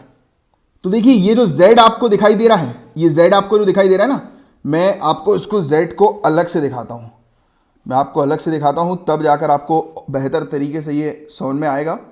जैसे कि ये आपको जेड दिखाई दे रहा है, ठीक है, ये जेड है, और इसको मैं थोड़ा सा तिरछा कर देता हूं जिससे कि आप एग्जैक्टली समझ पाओ। तो मैंने ये जेड को लेटा दिया, ठीक है, दिखाई दे रहा है सभी लोगों को, ये जेड को मैंने लेटा दिया। इसको मैं बड़ा कर देता हूं तो और अच्छे से आपको दिखाई दे। तो जेड जो है ये लेट गया है, ठीक है। अब आप देखना, ये इकोनॉमी ऊपर गई, ठीक है, राइज हो रही है। ये क्या हुआ, इकोनॉमी का फॉल हुआ, ये गिरी इकोनॉमी, और फिर अगेन एकदम से राइज हुई। गिरने के बाद इसने समय नहीं लगाया, एकदम से ये राइज हो गई, और ये वाला जो आपको पॉइंट दिखाई दे रहा है इसका मतलब राइज होकर ये स्टेबल है। तो इकोनॉमी हाई थी, स्लोली स्लोली धीरे धीरे करके गिरी और एकदम से उठ गई। तो ये काफी ऑप्टिमिस्टिक सिनेरियो होता है जिसमें इकोनॉमी एकदम से राइज कर जाती है। समझ में आया? इजी तरीके से क्लियर हुई पूरी पिक्चर, बातें क्लियर हुई। आगे की बात सिर्फ इतना ही है समझने का, जेड को लिटा दो, आपको जेड शेप रिकवरी के बारे में पता लग जाएगा। वी शेप रिकवरी की बात करें तो वी को लिटाना नहीं है, वी को अपन को सीधा खड़ा करना है। इसको वी को सीधा खड़ा कर देते हैं, एक मिनट रुकिएगा, इसको सीधा कर देते हैं वी को, ये वी सीधा हो गया। इसमें आपने क्या देखा, ये डाउनफॉल हुआ इकोनॉमी का, धीरे धीरे धीरे करके डाउन हो रही है, अब धीरे धीरे करके ऊपर चढ़ रही है। तो हमारा जो है सिनेरियो वो यही है, हम जो है वो एकदम से नीचे नहीं गए, धीरे धीरे करके हम नीचे गए। और देखिए कोरोना वायरस तो एक कारण था हमारी इकोनॉमी के डाउनफॉल का, एक मेजर कारण था, बट आपको पता होगा कि उससे पहले ही इकोनॉमिक स्लो डाउन हमारी कंट्री में हो गया था। तो हमारी कंट्री धीरे धीरे धीरे करके डाउन हो रही थी, अब जो है वो वापस से धीरे धीरे करके बाहर निकल रही है इकोनॉमिक रिकवरी। तो जो भी country V shape economic recovery के अंदर आती है तो इसका मतलब वो धीरे धीरे करके डाउनफॉल होया, फिर धीरे धीरे करके ऊपर जा रही है। अब इसको अपन ले चलते दूसरे को डिस्कस करना है, इसको हटाओ, ठीक है। अब अपन बात करेंगे यू शेप रिकवरी के बारे में। तो वी अपना यहां पे आ गया, अब इसको कर देता हूं मैं यू शेप रिकवरी में आपको क्या दिखाई दे रहा है?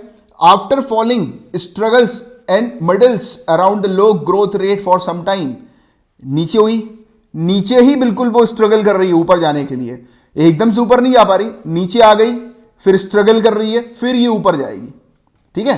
तो ग्रेजुअली जो है ये ऊपर चली जाती है स्ट्रगल करने के बाद। तो जब भी कोई इकोनॉमी नीचे आती है, डाउनफॉल होता है, स्ट्रगल करती है, फिर ऊपर जाती है, तो वो यू शेप है। ये इसलिए मैं आपको समझा रहा हूं, कभी कभी मैच द फॉलोइंग में ऐसे आ जाए तो आप अटेम्प्ट कर पाओ, और इसके लिए आपको याद रखने और सोचने की जरूरत ना पड़े, पूरी चीज यहां पर क्लियर हो जाए। डब्ल्यू की बात करेंगे, डब्ल्यू कैसे दिख रहा है? अब इसमें किसी को पर लेटाना नहीं है, जेड को बस लेटाना था, बाकी अब किसी को नहीं लेटाना। डब्ल्यू की बात करेंगे, डब्ल्यू में क्या हुआ? बहुत खतरनाक सिनेरियो होता है, डेंजरस हम लोग को देखने को मिलता है। यहां पर फॉल हुआ, फिर ग्रोथ हुई, फिर फॉल हुआ, फिर ग्रोथ होगी। तो दो वी हैं, एकदम से फॉल नहीं हुआ, धीरे धीरे करके फॉल हुआ, फिर इसने धीरे धीरे ग्रोथ पकड़ी, फिर इकोनॉमी क्रैश हो गई, फिर इसने रिकवर कर दिया। यानी कि रिकवरी में दो बार इसको बड़ा झटका लगता है डब्ल्यू वाली इकोनॉमी रिकवरी को। एल शेप रिकवरी की बात करें तो इसको एल बना देते हैं। एल शेप रिकवरी बहुत ही बुरा सिनेरियो होता है, समझ गए होगे क्यों बुरा सिनेरियो है? डाउन होने के बाद बेचारी उठ ही नहीं पा रही है, डाउन होने के बाद बहुत लंबे समय तक, यानी कि अ लॉन्ग टाइम तक इसको जो है वो लो ही रहना पड़ता है। तो ये होती है एल शेप रिकवरी। फिर उसके बाद ये रिकवर हो जाती है, पर बहुत लंबे समय तक ये लो पे ही रहती है। जे जो होता है, जे को तो कहा जाता है कि ये पॉसिबल नहीं है, जे का राइट, जे जो है वो अनरियलिस्टिक इसको कह दिया जाता है। तो जे में हम लोग को क्या चीज देखने को मिलती है? जे में growth rises sharply from the low much higher. अब देखो ये लो है, जे में हम लोग को यहां पे ऊपर तक कैसे जे देखने को मिलता है ना, थोड़ी सी नीचे आती है, फिर इतनी हाई चली जाती है और स्टेबल हो जाती है कि जैसे कि इसके डाउनफॉल से, यानी कि इकोनॉमी का जो लॉस हुआ, इसने रिकवर करने के लिए इतना रिकवर कर लिया कि 300-400% ये रिकवर कर गई। तो ऐसा जो कहा जाता है कि ये पॉसिबल होता नहीं है, बट फिर भी जे रिकवरी को भी, जे शेप रिकवरी को भी रखा जाता है इसमें रिकवरी, इकोनॉमिक रिकवरी सिनेरियो के अंदर। ठीक है, क्लियर हो गई पूरी बात है, याद करने की भी जरूरत नहीं पड़ी होगी मेरे ख्याल से आप लोगों को, जिस हिसाब से मैंने आपको समझाया। और समझने वाली बात इसमें कुछ थी नहीं, सिर्फ अल्फाबेट को पकड़ो और इसको समझो बस कि अल्फाबेट क्या है, क्या कहता है, राइट। तो यही चीज़ है बस, और कुछ नहीं है। बट हाँ, ये याद रख लेना थोड़ा, ये बस आपको ये थोड़ा सा ZVUWLJ, तो ये थोड़ा याद रखो। इसमें निमोनिक्स वगैरह थोड़े बना लेना, अगर किसी को अच्छा कोई शॉर्टकट मिलता है इसको याद रखने के लिए तो नीचे कमेंट बॉक्स में बता देना, जिससे कि दूसरे स्टूडेंट्स को भी पता लगे, या फिर अपने ग्रुप में बता देना। क्योंकि कभी कभी ऐसा आ जाता है ना कि इसमें से बताइए कि कौन से इकोनॉमिक रिकवरी के शेप हैं। अब वहाँ पे आपको जो है वो टी दे दिया, तो टी तो अभी कोई शेप नहीं नजर आ रहा है, देखने को नहीं मिल रहा है ना। तो ये वाली चीज़ होती है, तो ये वाली चीज़ भी याद रखिएगा थोड़ी सी बस आप लोग, ठीक है। तो ये था पूरा ओवरऑल टॉपिक, और ये अपना आज का लास्ट टॉपिक था। और मैंने आपको जितने भी टॉपिक्स पढ़ाए हैं, अगर आपको अच्छे से क्लियर हो गए हैं, दिमाग में बैठे हैं, तो लाइक का बटन हिट किए बिना मत जाइएगा गाइस। चैनल को जरूर शेयर करो, सपोर्ट चाहिए आप लोगों का, और चैनल को सब्सक्राइब कर दीजिए अगर आपने नहीं किया है तो, राइट। और बेल आइकन पे भी जरूर हिट करना है, इससे हर एक नोटिफिकेशन अपडेट चैनल की आपको मिलेगी। और मंथली PDF पेड पैकेज अगर आपको चाहिए तो मंथली फीस इसकी मिनिमम 100 रुपीज़ पर मंथ है, पूरे महीने की फीस सिर्फ 100 रुपये है। इसमें आपको बहुत सारी चीज़ें मिलती हैं, जैसे कि इसमें आपको डेली लेक्चर जो मैं आपको प्रोवाइड कराता हूँ करंट अफेयर्स के, उसकी PDF मिल जाती है, नोट्स मिल जाते हैं, हैंडआउट्स मिल जाते हैं, वीकली कंपाइलेशन मिल जाता है रिवीजन करने के लिए, और मंथली मैगजीन मिलती है। और इतना ही नहीं, मिनिमम 150 क्वेश्चंस मैं आपको प्रोवाइड कराता हूं जो कि सिविल सर्विसेज एग्जामिनेशन के पैटर्न पर होते हैं, और ये आपकी प्रैक्टिस पर्पस के लिए होते हैं। इतना सब कुछ सिर्फ मिनिमम 100 रुपीज़ पर मंथ की फीस में। इस पैकेज में क्या क्या चीज़ें एग्जैक्टली कैसी मिलती हैं आपको, उसको अगर आपको देखना है, सैंपल चाहिए, नीचे डिस्क्रिप्शन पर एक सैंपल का वीडियो है, देख लीजिए सैंपल को, और ये आपके लिए काफ़ी फायदेमंद होता है पेड पैकेज। और अगर आप सीरियसली सिविल सर्विसेज की तैयारी कर रहे हो तो आपके लिए मैंडेटरी है कि आप NCERT पेड पैकेज को जरूर ज्वाइन करें, उससे आपको बहुत फायदा मिलेगा। नीचे डिस्क्रिप्शन पर लिंक दी हुई है NCERT पेड पैकेज की, देख लीजिए उस लिंक को और डेफिनेटली ज्वाइन कीजिए, राइट। और अगर आपको फीस की पेमेंट वगैरह करनी है तो ये QR कोड है फीस की पेमेंट पर्पस के लिए, इसका आप उपयोग कर सकते हैं। बाकी फिर पूरी चीज़ नीचे डिस्क्रिप्शन पर भी लिखी हुई है, आप डिस्क्रिप्शन पर पूरा चेक कर लो, पूरी प्रोसेस मिल जाएगी कि कैसे ज्वाइन करना है, ठीक है। और फेसबुक पर मैं हूँ, मेरा नाम कमलाक्ष झा है, फेसबुक पर सर्च कीजिएगा और सबसे पहले तो मुझे ऐड कर लीजिए। और ये मेरा नंबर है 9713282838, नंबर सेव कर लीजिएगा। ध्यान रहे नंबर पे कॉल नहीं करना है, एसएमएस के थ्रू या फिर टेलीग्राम पर मैसेज करके आप मुझसे कांटेक्ट कर सकते हैं, या फिर इवन फेसबुक पे आप मुझसे कांटेक्ट कर सकते हैं अगर आपको मुझसे कुछ पूछना है तो, पेड पैकेज से रिलेटेड या करंट अफेयर से रिलेटेड। तो चलिए फिर अब हम मिलेंगे अब कल, तब तक के लिए bye bye, take care, have a great day ahead, Tata.